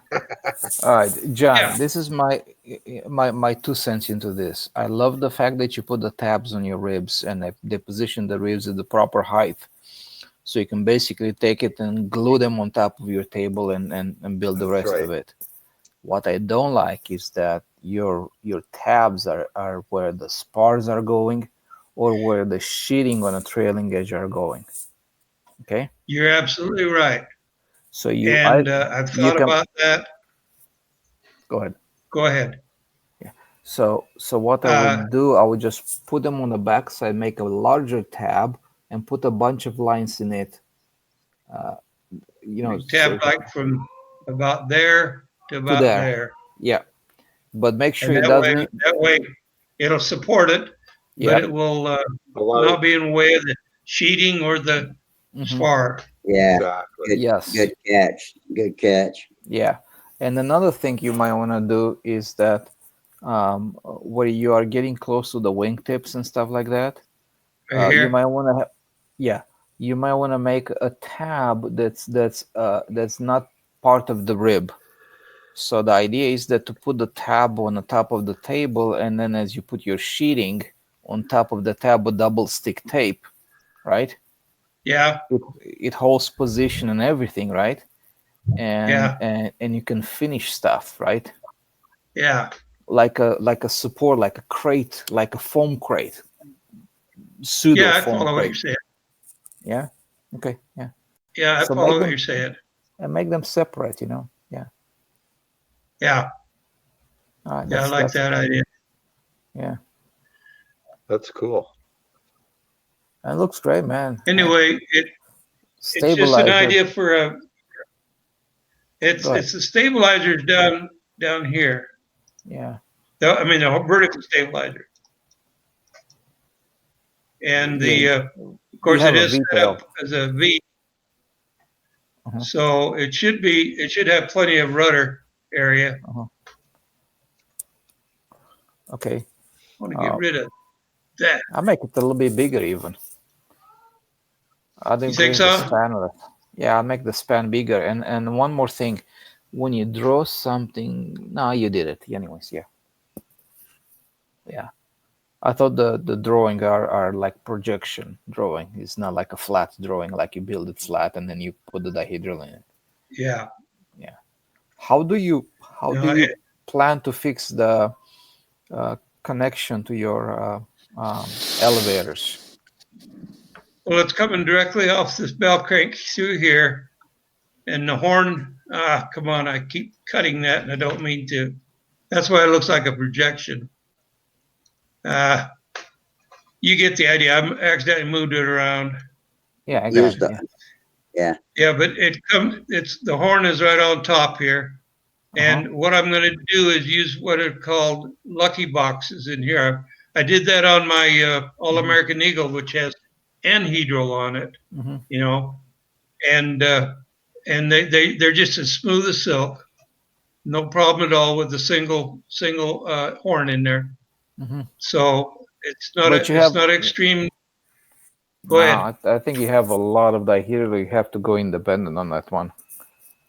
Actually, it's 15 degrees. It's a lot. It will bind. Well, I got 15 degrees of down anhedral in the All-American Eagle. Like I say, I'm using a lucky box on that. I figured it out so that at neutral, the horns are directly in the center of the lucky boxes. And there's enough area on either side. So when it goes one way, it gets to the extreme. to the other way, it gets to the extreme, and it works. It works very well. If it doesn't work, I'll have to put 2 horns in there. Yeah. Now, to give you even more chances for the lucky box to work, I would just constrain just the very last quarter of an inch of the tip of your control horn. Okay, just the last quarter of an inch, and leave the rest of it floating. If it makes sense. All right. Does it make Yeah, sense? I see what you mean. Yeah, I know what you mean. But Yeah. you have inside the lucky box, you're gonna have a lot of this side movement, right? Yeah, I figured that out. I figured that side movement out on the All American Eagle, and where I had it, on the computer, I rotated it one way and I rotated it the other way, and got the extents that the movement was for the length of the horn. And it, like I say, it works really well in there. So I'm pretty convinced that it'll work. Yeah, come on. That's driving me nuts. Instead of what it's gonna manually be. repositioning it, you can hit edit undo and it'll just put it back where it was before you messed with it. Yeah. Yeah. Well, anyway, you guys, I wanted to show you this now. It's something that's going to get built here in the next year. If not over this winter. I've got about 4 airplanes I want to build this winter. So Welcome to my world. yeah. Well, the good thing is I'll go ahead and undo this. That's awesome.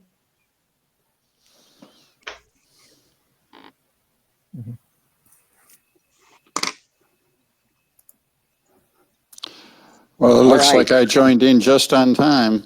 Oh, hey, Danny. Here, Oh, you Dennis. didn't see that? Happy New Year, Dennis. Yeah, we Happy did New the Year, other night. everybody. Welcome to the party. Danny Yeah. sent me a PM that said, "Oy vey, his computer was busted and couldn't come join us. So you must have got it back before Tuesday, huh?" Well, I didn't get it back. What I did is I borrowed my wife's computer. So There you go. so Glad at to any have rate, measures. yeah, that's it. Happy New Year's Eve. Indeed. Oh. Happy New Year to everybody. I've been kind of following along. She has 2 PCs, and one I was going to use is about 6 months behind on Windows updates. So I was trying to update it for the last 3 hours, and it was, oh, geez, I just ran out of, it was going to be Friday before the thing's updated. So We've been pretty. I do have a hitchy-glitchy. question. Who is that man? What has he done to John Miller? So. Hey, he cleans up pretty good, doesn't he? Yeah, he does. It's like I looked at that and I thought, well, who is that guy? I was watching the YouTube feed and who the heck is that guy? So It's Looks after like my Uncle Christmas. He's Larry. got a whole year to grow back. that's it.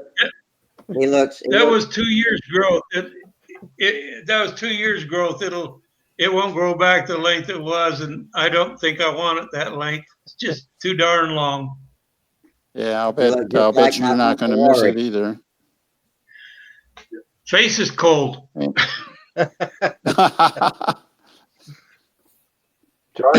John, you look I'll about bet. 20 years younger. No, that was interesting. It's an interesting design you had up on the board, John. Everything you do is interesting, so I like that. Thank you, Denny. Show that it works, and then our friend from Atlanta there can mold it up for you, and that'll be great. Yeah. No, seriously, elliptical surfaces and stuff should lend themselves well to molded construction because they're 3-dimensional, and you get just the mechanical shape of the surface will help support it, help support the skins and everything like that. So I like that. Yeah, That all came Danny. about, Denny.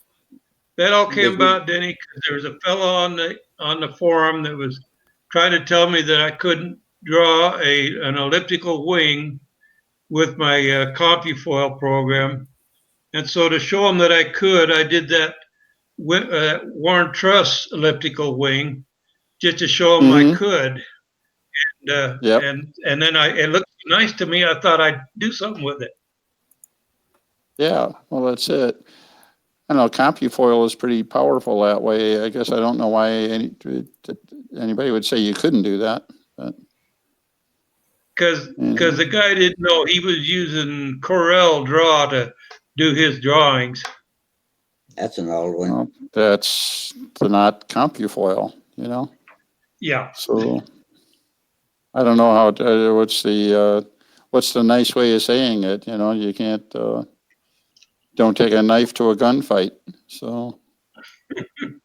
John, Yeah. when you sheet a wing like that, do you have to section each piece of sheeting so that it makes that compound curve? I was thinking about that the other night. I was laying in bed thinking about it, and I think you're right. It's going to have to be put in at least 2 sheets, if not 3. Wow.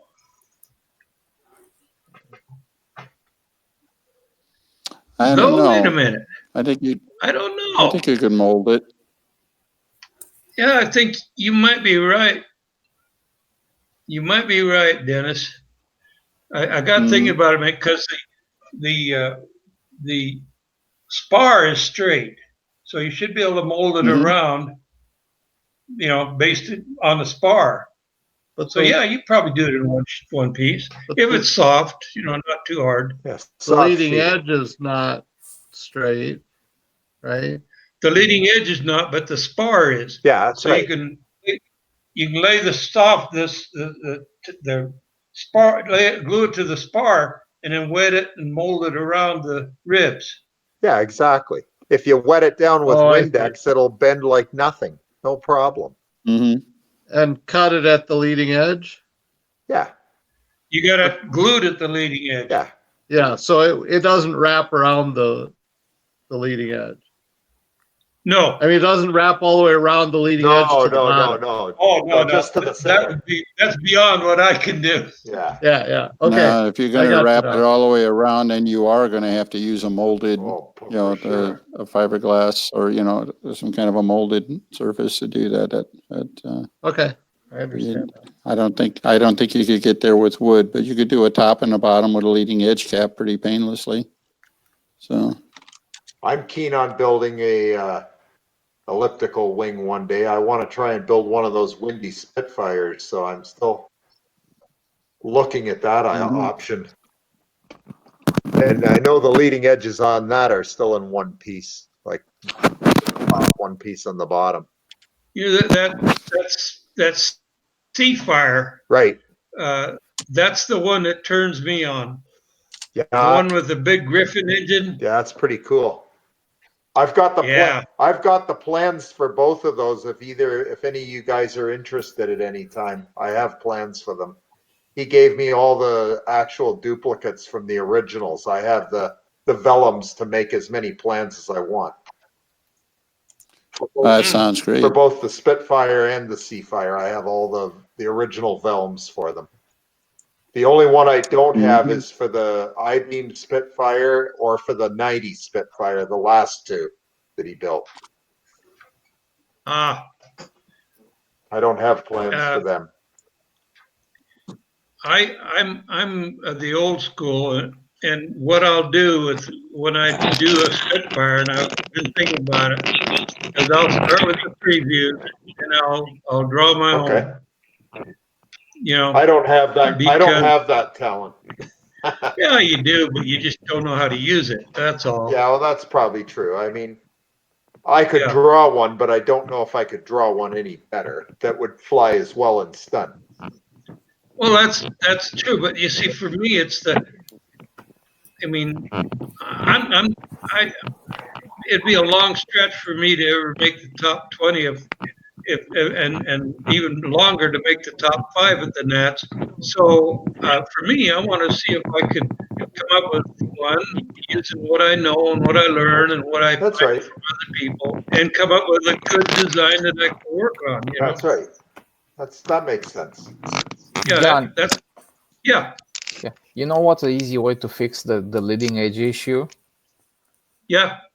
You can just mold, say, a 3/4 of an inch wide piece of balsa wood on a rod, and you attach that on the leading edge first, and then you put a flat sheet and match that curvature, and you put them together. That should work. You know, I'm glad you said that, Tran, because that's how I do most of my wings is with that small piece on the leading edge and then magic. But I hadn't thought that I could do it on an elliptical. But now I think about it, if I have a rod that I can bend to the shape, No, you don't need. You don't even need because that. you Yeah, don't. you could. I don't think. I think balsa is soft enough to go on that soft curve that you have over there, because it's not that pronounced. You can just kind of do a submit it to your will a Well, little bit. you know how the old timers did it. They just used they didn't have a true elliptical. Like Palmer's was not a true elliptical. It was straight all the way down until the tip made the elliptical, Yeah, and then the trailing edge made the other part of the elliptical. But that's how they cheated it a little bit to get an elliptical wing. yeah. It was a straight taper wing with an elliptical looking flaps. That's all there's to it. Yep, yep. Yeah, that'll work. But no, on your wing, because it's fully elliptical, you can start at the root, right? And just follow the ribs all the way to the tip. And the balsa is gonna mold it's gonna move a little bit in that direction. It's not much, So, and then when you put the straight shit behind it, it's gonna hold it in position after that. So Yeah. I'll probably think in that direction. Dennis, Yeah. I was thinking about you today. I got ready to Uh-oh. start. I got ready to start working on that Aldrich Nobler, and I realized that I've been using design for the design. What a draft site! I've been using draft Oh, site, and yeah, I we're running was out. yeah, running out here tomorrow. And my 2002, I haven't had it loaded in the computer. And when I had it last loaded in the computer, about every 2 or 3 months, it would go on a fritz. And so this time I tried to put it on, and it just wouldn't go on. It has some error, fatal error in it. So anyway, I got thinking, so I went and sprung for it. My wife gave me permission. I sprung for a Draft Site Profession, not Pro. Draft Site Pro, which I find out has a bit of the 3D program that Tran likes, the SolidWorks, along with it. It's a 2D with SolidWorks, and so I'm going to see how it works for me and try to learn what I can about using some 3D in there as well. I'm going to check with them and see if they have any kind of a manual that I can download, and go from there. Just watch a bunch of videos about it first. And Really? SolidWorks it's what it is. It's SolidWorks, right? So you create the Yeah. solid pieces, then you assemble them together, and each piece is separate piece. So that's the way it works. You can cheat, and you have make like a master program where you have like something like your drawing that you have right now, and use that to grab dimensions off of it, so you can create your solid pieces. So that's Well, I'm going to be going on a learning curve for it, yeah, and sure. I'm glad you know something about it, Tran, and I'm thinking that Dennis may know something as well. I was pretty good I do in not. well, I was pretty good in AutoCAD, but I haven't been doing it since my accident. I haven't really done much anything with it, so you kind of forget a few things. And so I'm going through studying the board and the easel and what tools are available and all that. And some of them, when I get in there, I'm not sure what they are as far as the tool, but I'll learn. I'll learn. It was Yeah. it was reasonably priced considering what I'd have paid for AutoCAD. Yeah. I don't know what's AutoCAD going for anymore. I don't know how much it is a station. It used to be under 1,000, but I think it's over that now. Sorry. I don't know. I was looking at getting just a basic, the basic $99 draft site would just let me continue with what I'm doing. And then they had the professional version for what, 150 or 250 or something like that. And then they had the one with the 3D capability around 450, right? Is that the one you got? No, I got the one at 190. It also has some 3D capability. It does. Okay. Okay. Yeah, I got the one for 100. The one auto supplier I worked at, I was with Borg Warner. We have to do, submit drawings of our fans and fan drives and have to submit it to the auto companies in whatever their format was.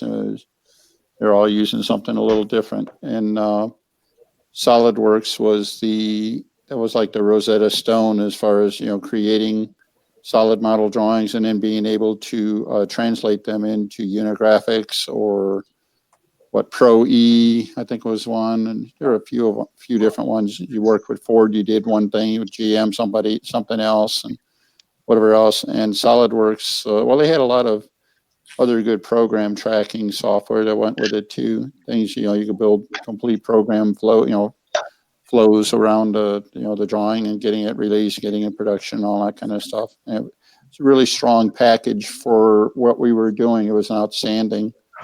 And it's been, if I ever learned 3D, that's the one I'd want to learn only because it was so powerful and so universal. So, yeah. Well, everyone has told me, and I went up to the college where I took my courses, talked to my old instructor, and she's teaching SolidWorks there. That's the way they've gone. So that gave me a pretty strong indication that that's the way to go if you want to go 3D. yeah. Now, a couple of years ago, the EAA had a plan, had something worked out. You could get, if you joined the EAA, you could get the student edition of SolidWorks for free, basically. So you pay a $45 membership to the EAA, but you got a student edition of SolidWorks for like 5 years or something like that. And I figured that was awfully good. I had a computer crash and I lost access to it and I haven't been able to get it reestablished, but that's what I've been wanting to get back to because the price is right, and getting the joining the EAA, getting the magazine and stuff like that. That was just fine, with me. They do a beautiful job with that. So yeah. All right, so you got your CAD all straightened out. Does that mean you got the Magnum almost finished? Oh. I just got the CAD program today. Well, hey, if the program's going, if it goes away tomorrow, you better get cracking, man. I don't know what you're sitting here talking to us for. I bought the new one, so I'm good. I'm good until this time next year. All right. Yeah. Oh well, okay. So you can take your time. You don't have to have it till Friday then, right? So.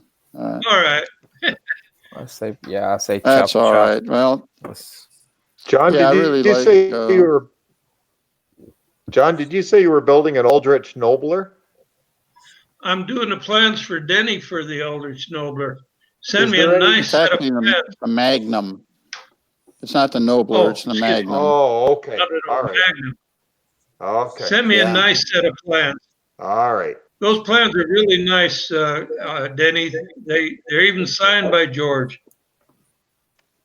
Well, take a look at some of the fine print. It looks like they changed a few things. Like I think there was a note on there about shortening the nose or something like that. And so, take a look. What it was is just a pencil drawing, but I think it's from about 1960 or 62 or so. So it's like the original drawings that George prepared. Cool. And they're not professional published kind of plans. That's a working plan from somebody who knew what he wanted to build and, Okay. or, Cool. put it together. So, Yeah.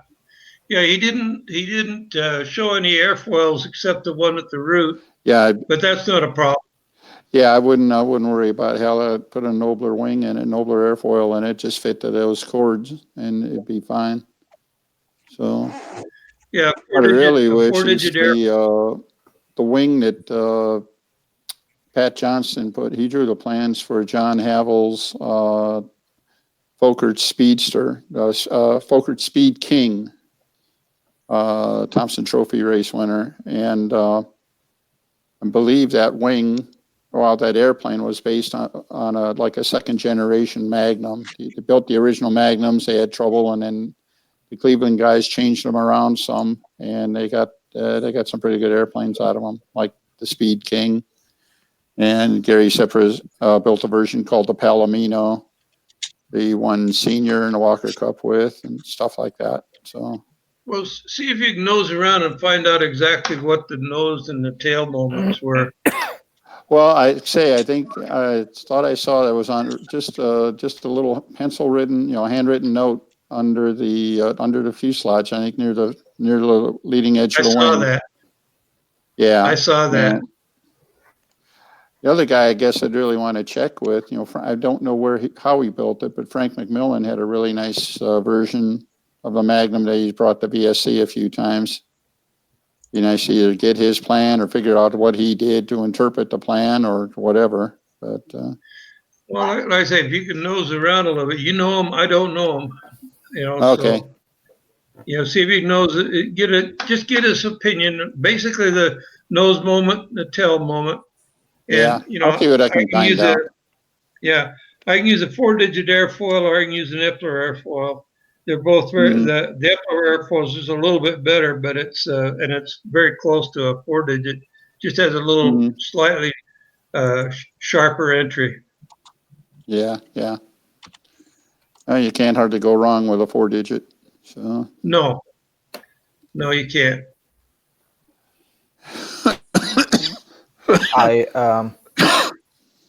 I flew with a new timer in a plane. All right. Now, was that the basic timer or your There was a basic timer that flew in that plane. It worked perfectly. Okay, terrific. Is that the one I heard you say something about flying in the rain? Is that the one you had out? Or? Yeah. No, like you were flying in the rain early or yesterday or something. So. Yeah, both of them. I flew them in the rain. It was a little drizzle. It was a little drizzle, So yes, I just went out to do some practice. Yeah. I don't know.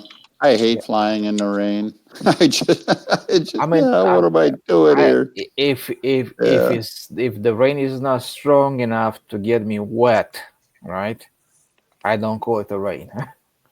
So it can be a strong fog, can be a little drizzle, stuff like that. Yeah, it was a very light drizzle, and it was nice outside. It was like 60-some degrees. Know, a few years ago, we were at Brodak, and I think it rained every single day, and it was just it was no fun at all. We were dodging rainstorms all week long. Fun right at it. Yeah, Will Hubin got a really neat picture of my airplane, and you can he's got the fantastic cameras and everything like that. He's got my airplane stopped in midair with all the raindrops around it stopped in midair, Awesome. And it was obvious we were flying in the rain. So yeah. Let me ask you something about flying an electric in the rain. Is there any problem with getting deposits on the coils in there, like conductive deposits of minerals or anything that'll affect the engine run? The answer is probably, but I haven't had it affect mine. The only one I've ever seen, there was a guy in the Detroit area they were flying in a light drizzle and stuff like that, and he got worried. He took his ESC off and wrapped it up in a little baggie and tried to seal it off and stuff, and his airplane shut down. And come to find out, his little baggie basically filled up with water. He would have been better off Just leave it just letting alone. it go. Yeah, the Yeah. people Yeah. who left theirs Well, alone that, got through their fights, and he was worried about it, and he got exactly the wrong, action. that The wrong answers my result for what he did. question. Actually, that answers my question because if that happened, if it shorted something out, then there are conductive components in the rainwater, because Yep. water itself Mhm. is not conductive, and so if Yeah. it conducts, it's got to have minerals or something in it. So yeah, I Yeah. guess that was the answer. Yeah, But Yeah, I the think- rainwater is pretty pure, so it doesn't. yeah. Well, it picks I up think, stuff. I don't think I want to make a habit out of getting it all soaking wet or anything like that, but I think for the most part, I don't think they get really wet. So I don't know. At the point Then of, I'm sure that there's exceptions, but yeah, trying at the point of the droplets formation, it's probably pure, but as it falls through the air, it collects particles. it might pick up some dirt or Yeah. something and start today. And it might be dirty when it starts raining and cleaner as it, picks all the dust out of the air. Yeah. That was just I an don't know. off the wall question. Kind of meaningless, but I figured I've had IC engines that were not happy about running in the rain too. So Oh, not yeah. necessarily going out, but I've had some engine runs that were less than optimum, shall we say? Yeah. I've had yeah, I experience run my with, IC engines in the rain, and so far no problem. But Yeah. hey, there's a I've guy had out on YouTube. There's a guy out on YouTube called Sheraton, and he came in a while back and said Happy New Year, and then later he posted something about, let's see, where is he? Happy New Year. He is in Denmark, so they're celebrating the New Year, but he says they usually celebrate it in China, and that's not this year. It's going to be the 25th of January. Or did I say? I don't know what I said. Denmark's what I meant to say is where he is now, but so I asked him. I said, "What is the Chinese calling the New Year this time? Don't they usually name it like Year of the Cat or something like that? It seems like it's always an owl." So I was wondering if any of you guys knew that. What a Chinese named their New Year this year. Don't It know. goes on a rotation. Same names based on something. It's a lunar. Well, they won't event, actually celebrate the New Year until like the end of January or so, right? January 25th. Yeah. So, okay. Actually, I just looked it up as we were talking. It's Trendies. going to be the Year of the Rat. I started an open search window here. What do we got? I think it's going to be the Year of the Rat. That doesn't sound like a All good right. thing. No, rats are industrious and something like that. That's, whatever else. All right, come on, where'd it go? I've heard Did you, stories about rats Jenny, that did you, just blows you away. yeah, what? I said I've heard some Funny stories about rats is that the will rat. just blow you away. Oh, no, I don't want to hear any of them. Mhm. Guys, I think I'm going to call it a night. So I'm going to wish you all a happy new year. And I'm going to get some sleep for Good night, tomorrow. Len. Well, All right, thank Len. you. Good night, guys. night, Len. Good Thanks to again. see you again, Yeah, Len. thanks, Len. Have a Happy great New Year. Give Same to you guys. Yeah, same to all of you. Naomi a hug from you. Yeah. Will do. So, Definitely. all right. Okay, guys. All Have a right, great man. night. Good night. Okay. Good night. Bye-bye. All right, Len. Thanks. Bye. See you Friday. You bet.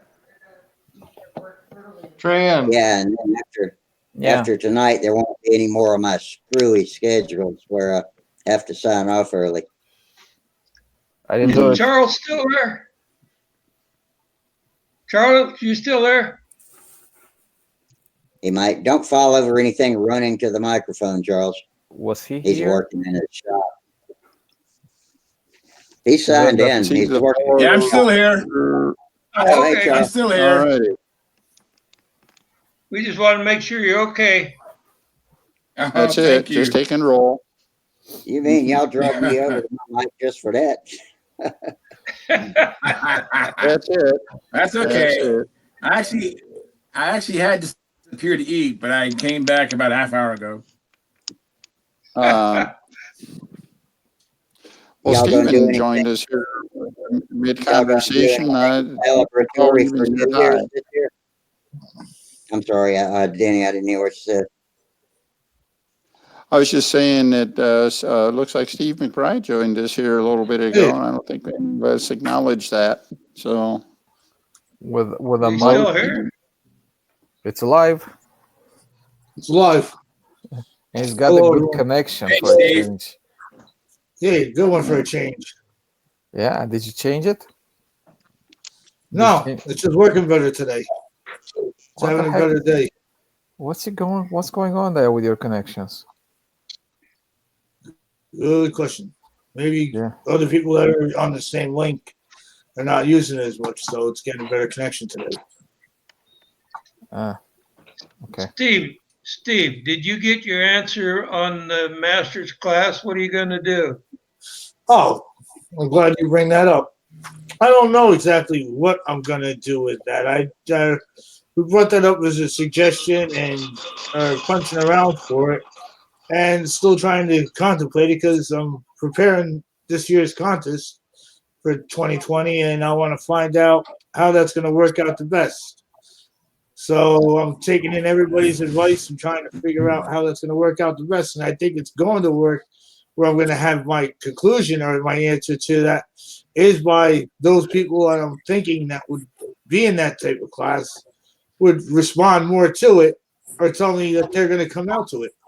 They're going to come out to the event. So if I know I got a participation that's going to come out to the event, that's what's really going to give me my answer to whether that class is necessary or not. Okay. What I was class? wondering, I was thinking about it. I was thinking you might want to consider just, instead of master's class, call it open class. Right. I think somebody else mentioned that in there as well too. They mentioned it as open class, or doing something to that effect.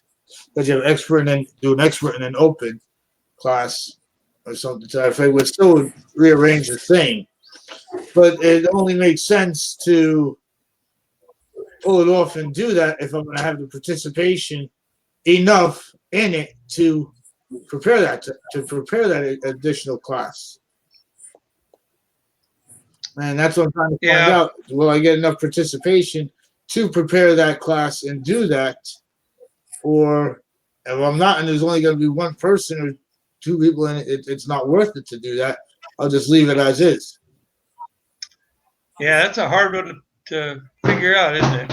It's a hard one to figure out only because they can't, and that's why I wrote it up the way we did. That's why we wrote it up the way we did, and I made several comments in it the way I did. It's a matter of participation and getting that type of participation in. And I don't think anybody would be offended on that participation because it respects everybody. You can say from the get-go, if I have so many people, X amount of people in, say, an expert class, and if you want to opt out of the expert class to the open class, whatever the master's class, right, you can do so. But if I don't have this many people, then everybody's going to fly here. So everybody knows what to expect before that. I got shot in the foot for that. You see, they kind of beat it up on that. That if you want to fly in the expert class, you can. If you want to fly in the open class, or as we stated, aka right now, master class, that you can fly in that also. And they said some people who really are not qualified to be in a master class would enter it anyway, just because they feel they want to fly against that criteria of people. Or let's say there's only two or three people in the event, or three or four people in the event. Somebody may enter in there and say, "Oh, I got a better chance of winning a trophy if I fly in that class because there's only two or three people that entered in that event. I think I can beat one of them and get a trophy in that event, as opposed to flying against 10 or 15 people, an expert." So you're going to have people that are not qualified, which is work their way to saying, "Oh, I'm now a master just for that one event," because I go to other local contests and they don't have a master event. So there's a criteria to that, and that's why I'm trying to say it's really specified to the people that qualify in the top which are qualifiers mostly at the Nats that qualify in the top 5, qualify in the top 10, or even in the top 20, because those are people that are always consistently in the hunt to your top 5 qualifiers and being in that. And it's not a matter of that you had a lucky year and you once became a person that qualified in the top 10 or the top 20 or the top 5, and you qualified into that and once in a good year to that point. We're talking about people that do it year after year after year for maybe the past 5 years, 7 years, 10 years, have always qualified into that. Those are people that would be eligible and qualified to a master class, not somebody who just had a lucky year once and says, "Well, now I qualify to a master class." Yeah. Or I should be pushed into Yes. a master class. I You got have an to idea. have that qualification that you earned it to be there. I have an idea. Run the first round in the morning. Everybody flies. One round. You have your one shot, right? And then you split them in categories based on their scores.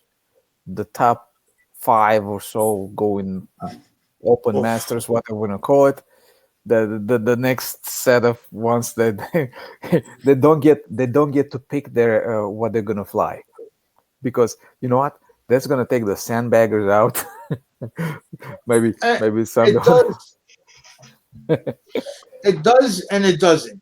And it does and it doesn't. And a lot of effects of that too, because recognition does have a lot to do with your scoring as well in some points, in some ways. How you recognize okay. You do get and have that's for your meet in recognition. Las Vegas. That's for your meet in Las Vegas, right? Yeah, the meet we're having in Las Vegas. Okay. Like Trian said, if you showed up at Reno and in September with your big old gnarly air racer, if you qualify fast, you're in the gold final. If you qualify less fast, you're in the silver final. I think if you did basically what Trian says, don't call it a master class, call it the gold and call it gold and silver. If you want, call it, if you want, take it a variation instead of running expert, advanced, intermediate. Take your total entry after the first round, break them up into a gold, silver, and bronze. Yep. All right. And then it doesn't matter because there's always, of what I've been seeing, I've been judging intermediate and advanced flyers. It's a lot of fun down there, judging those groups and stuff. I've seen better flying, at Brodak 2 years ago when I was flying or judging intermediate. The best intermediate flyers were better than the best advanced flyers I saw last year. And it's you pick a class. What class? Well, I haven't flown very much, so I'll go intermediate. And maybe they belong there, maybe they don't. Maybe they do, maybe they but just fly everybody together. Maybe you want to have a separate beginner class, but just fly gold, silver, bronze. And then, as I'm a very high competitive advanced flyer, I'm a top 3 competitive advanced flyer, and that diverger entering into expert and getting that goal and doing that to that point. But then I'd be a mid second, third tier expert flyer to that point, and that's what makes a difference on that.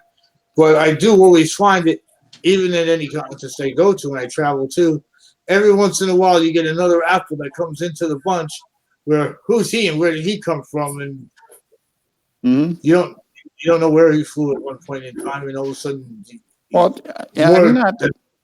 than what he is. Yeah, we've been flying the skill classes for a long time, and I think people are mostly comfortable with them and stuff like that. I should say most people are comfortable with them, but it's always, there's a certain arbitrariness to the whole thing. And especially, you might be an expert flyer in one area, but if you go to some other part of the country, you might be an advanced or even an intermediate. And, and it works always and stuff. If instead, if you ran the contest itself, run the contest itself to qualify for whatever group you're going to be into. Round one, or even better, you have a 2-day contest, and day one is your class, and day two is the finals, or something like that. I mean, if you can. Okay. But I think you work around that, and what you'd be doing for the rest of us, frankly, is you'd be introducing us to a new way that we maybe could be looking at all of us running contests. So That's a good idea. It's a good point. Oh These my are all good goodness, points. what did I start? These are all good points and all good ideas into it. So let me bring it to a point of what I'm trying to accomplish.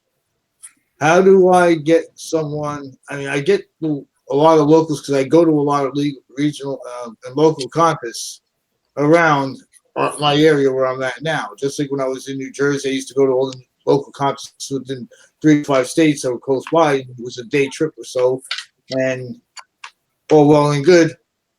I visited a lot of their events. They visited a lot of my events. Well, I visit a lot of the events out here and try to get them to also show the same respect in coming to visit our event.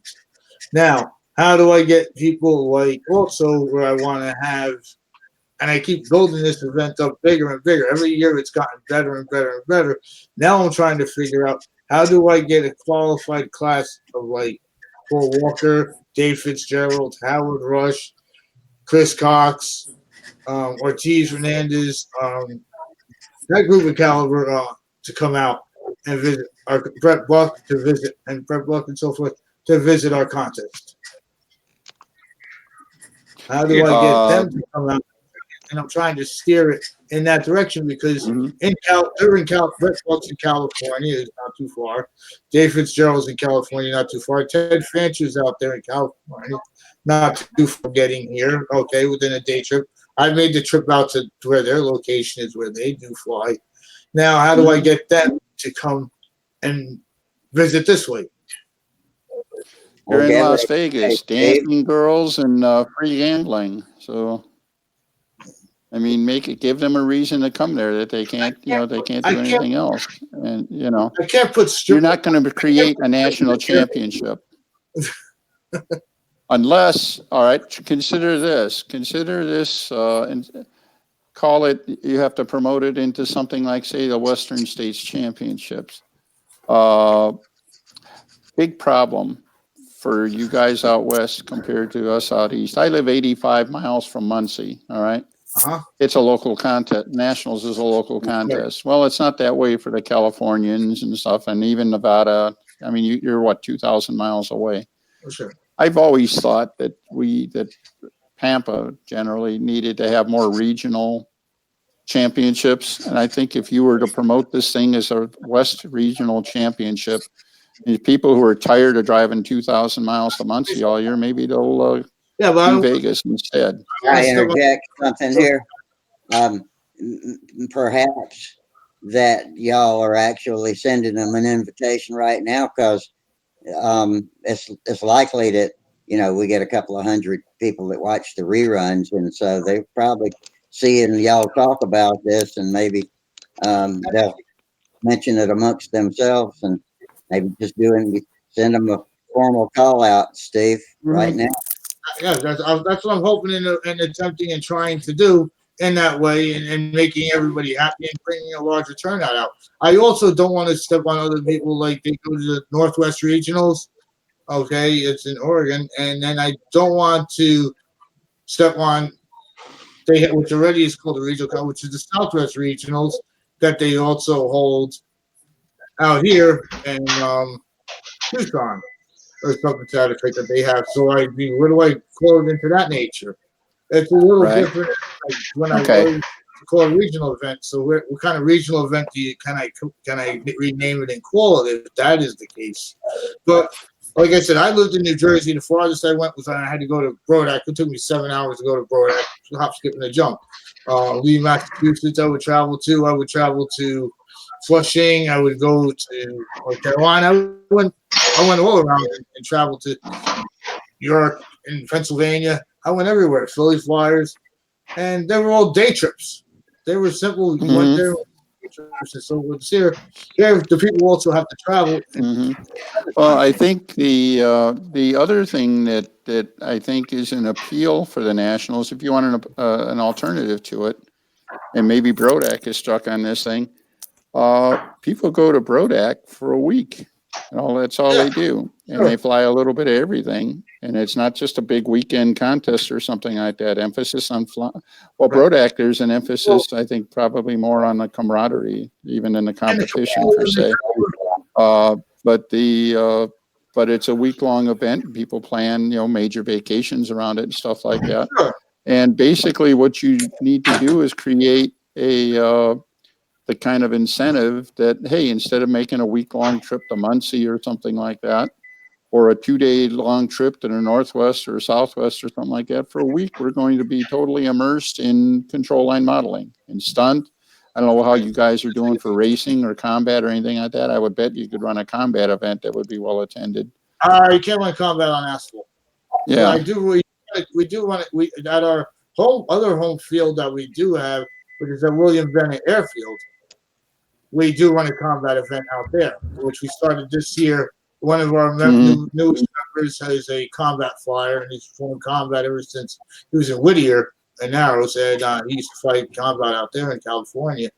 But he's now lives here in Las Vegas, and he's a big combat flyer. So he introduced combat into our club and actually ran the first combat event out here in Las Vegas this year. Well, there's a couple of things in place here. Obviously, I guess the bigger picture, what I'm talking about is the event has to establish itself as the prestigious event. We got a couple of things going on. We know that the Brodak fly-in, he has promised to run it for 2 more years, but John Brodak's health is such that I don't know, man. He's really hit and miss right now. And but certainly after 2 years, there's going to be a void. The Nationals is hosted by AMA. Would anybody want to bet long-term success of the AMA, given where we are with the whole drone thing and everything like that? What are going to happen if these last drone? Yeah, it's basically going to wipe out RC modeling completely. So I don't think that the Nationals may not be a slam dunk, all right, anymore. And I think if you may be well positioned to create a prestigious event at a site that's that is certainly vacation friendly, more so than Muncie or anything like that. You could bring your wife or family or anything like that, and they can have things to do while Dad's out flying airplanes if they don't want to take part and things like that. And I don't know. I think you're onto something, but I think you want big name people to come there. The biggest reason you're going to have is to make it a prestigious event. But the thing is, the thing with that is, I had people come out to this event this year. They came anywhere from the East Coast to Central, all the way to the West Coast. And when they looked at the property that we had and the availability that you could fly on this type of flying site, they said you could run the Nats on this site. Yep, I'm sure. That's how good it was. They said you could run the Nats on this site. It was perfectly set up to do that. Hey, the Brodak fly-in is flown in John Brodak's backyard, and the whole thing is hilly and surrounded by trees, and the wind blows. There's no such thing as a good direction, and he gets 250, 300 people there for a week every year, and they come. And it's not. My point is that it's not a screaming good flying site or anything like that, but people come, anyway. It has a certain prestige, but there's a camaraderie and stuff that builds on it. So, sure. So I don't know. I think you are in a position to step into a void. So, Steve, yes. I don't know. Yeah, easy for me to sit here out in Indiana and tell you what you ought to be doing, but he's on the prestige side of it. That's how you're going to attract it. He's on to something that's right. I mean, when people came out here, they looked at this and they said, wow, it's 600 by 600 square feet of square, clear asphalt landscape. That's it. It's full 600 by 600 asphalt there. No trees in the way, no buildings in the way, no turbulence in the way. It's free open land. Yes. Steve, the idea that Dennis first threw out about having that gold, silver, and bronze, you could start your first day, and you could say we're going to put everybody together, and we're going to have these 3 breakdowns. You can, if you're going to qualify to fly in the gold, or the silver, or the bronze, and explain it in your brochure that you send out. This is how we're going to do it. We're going to try a new sorting arrangement, and we're going to sort that the top depending on our entries, the top such and such percent are going to be in the gold. The middle such and such percent are going to be in the silver. The bottom are going to be in the bronze. And then we'll fly the second day. You're going to fly to win your section. Right. And those guys that want to fly and win the gold and put them in the gold and make a nice golden whatever, make a nice award or letter or whatever for them. They'll come down. You keep presenting it, and you can build some fire under it. You got the site. You got the ambiance. You got the family-friendly entertainment. The flying will get over 3, 4 o'clock in the afternoon, and then they got the whole evening. They can go to dinner. They can go do whatever they want to do in Vegas. You got a good setup going there for you. You just need to figure out how to sort it. And I think guys realize that the first day they'll be flying against everybody, but that doesn't count. The next day counts. Or you can add the scores from both days to the group, whatever you want to do. You can still fly all those 3 groups together in front of the same judges, and just what? And you can fly them in the same judges, and then you can have them separated out at the scoring at the tabulators. You wouldn't need an extra set of judges unless you had 60 or 70 people show up. Then you might have to separate some of them out. But think about it. Work this over in your mind, because Dennis is giving you some really good ideas. Yes, he did. Well, that was actually Trian's idea, but yeah, I think I've run the nationals a couple of times, and one of the things we get into is it's the same old thing. We fly an unofficial intermediate event, and we fly a couple of days of advanced and expert. And it's like especially when you get to a national level event, it's really blurry who belongs in what class and everything like that. And there are, people who fly up a class or down a class and stuff like that. And it's not a big deal, but it's, it isn't right. That's something, frankly, this whole idea of making people qualify themselves, that has appealed to me to run it at a national, at even our current Nats and our current format. But I don't know. I think there could be something there. Yeah, it's a new way. It's definitely a new perspective way of looking at it, and maybe accomplishing that same goal. Yeah, I'll chew on it a little bit. Obviously, this is yours and your crew's challenge there to bring that off. But if you could do that, you'd be raising the bar, I think, and just changing the game on how we do the classes and everything like that. And I think improving it. Sure. Because frankly, we have a lot of, even at the Brodac meet. Great example. I keep going there again. That's, of course, they have a fair number of entries in expert, a fair number of entries in intermediate, and they get a gazillion entries in advanced. At the very least, logistically, it becomes a real snarl up, because have intermediate will be finished by 11 o'clock every day. Expert maybe at noon, and advanced will be flying until 2 or 3 o'clock, or later. Because there's so many more entries there, the imbalance and everything. And if you broke it into roughly thirds or something like that, logistically, especially in your later days and stuff like that, I think it's going to be a lot easier, and it's going to be a real focus thing too. So I don't know. Might work. It might work. It might work. That might work. Right now, since we're on the subject, and I might forget if I don't. We need judges in Huntersville if we're going to keep having contests there, because all our older guys are getting older and there's not that much new.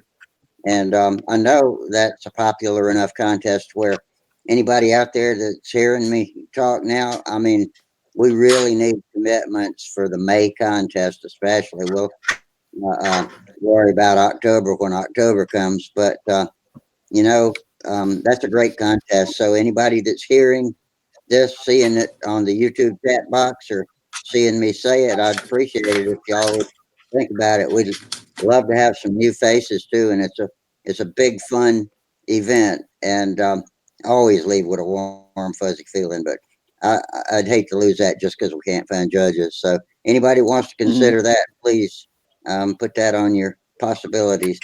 And Yeah. with that interruption, y'all carry on. Thanks for letting me interject that. Oh, Well, you're the Well- boss. We have to let you interject that. yeah, so. you're running the show. That's Yeah, right. that's it. And You're yes, you running the don't. show. If we That's tell them- it.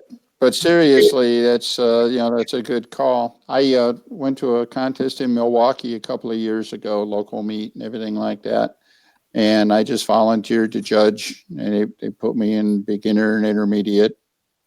I think advanced too, and they had profile and whatever else going on. So there was actually quite a bit.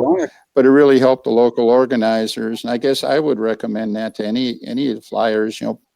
If you can pick up an event, if we all picked up like just an event or two or something like that, even if we're flying one event, but fly the different, category or something like, or if you're flying expert classic, then judge intermediate classic, something If, like that. It's all it takes to take the load off. If you want to So- learn to be a judge and you live in this eastern area of the United States, on the last Thursday of July, we have, that's usually when it is, we have a judging clinic, and and Dave Fitzgerald and Derek Barry and Dave Wenzel, who I think is a great judge, and a lot of other people that are really good will be teaching you how to judge. And I've been to that judging clinic, so that along with Huntersville, they're in the same vicinity. So yeah, if you want to learn to also the judge, same thing, you get better at doing these things by doing these things. So, and Eric, again, if you get just Steve, if you get to that, you might have be able to create a pool of judges for your subsequent events by having intermediate flyers judge advanced, or I should say, bronze judge silver, silver judge gold, something like that, and might actually help you with some of your manpower constraints that way too. So. Eric Rule has a really nice setup too, and he has a nice write up on judging criteria and how to properly judge maneuvers and set things up. And he was one of our qualifying judges with Leroy Black, who both did an exceptional, wonderful job judging our event throughout this year's contest. Leroy Black and Eric Rule, they did a wonderful job judging it. They then mentioned on how they actually did the point spreads and their judging and explained it clearly, and it's even posted online as well on Stunthangar on how they do their judging as well. And it's a good way to learn by listening to that, because you know what you're going to be up against and looking for. Yeah. Now I learned Fellas, more about judging. I'm gonna have to call it a night, but I hate to turn this off of the YouTube feed because it's good conversation, but gotta go. And so thank y'all all for coming on. And as usual, you can hang out here after I leave as long as you want. I just won't feed to YouTube. But y'all all have a great new year, and I hope 2020 goes a little easier than 2019 for lots of us. And appreciate it, y'all. I couldn't do the show without you. This is the last one of 2019, and everybody, thanks so much for your donations, and we will see you this coming Friday, January, whatever the day that is, second, third. Yeah, it'll be next year. Okay, man. Y'all have fair wind, sight line. Take it easy. And I hadn't even started shutdown procedure, so after I click off, we'll see y'all later. Carry on. Rusty. All right. Thank Good night, you. Rusty. Good night. Take care. Take care of yourself. Happy All New right, Year. man. Yeah, Take take care, care Rusty. and Happy New Year. Yeah, thanks a lot, guys. All right, let's see. Boom. Okay.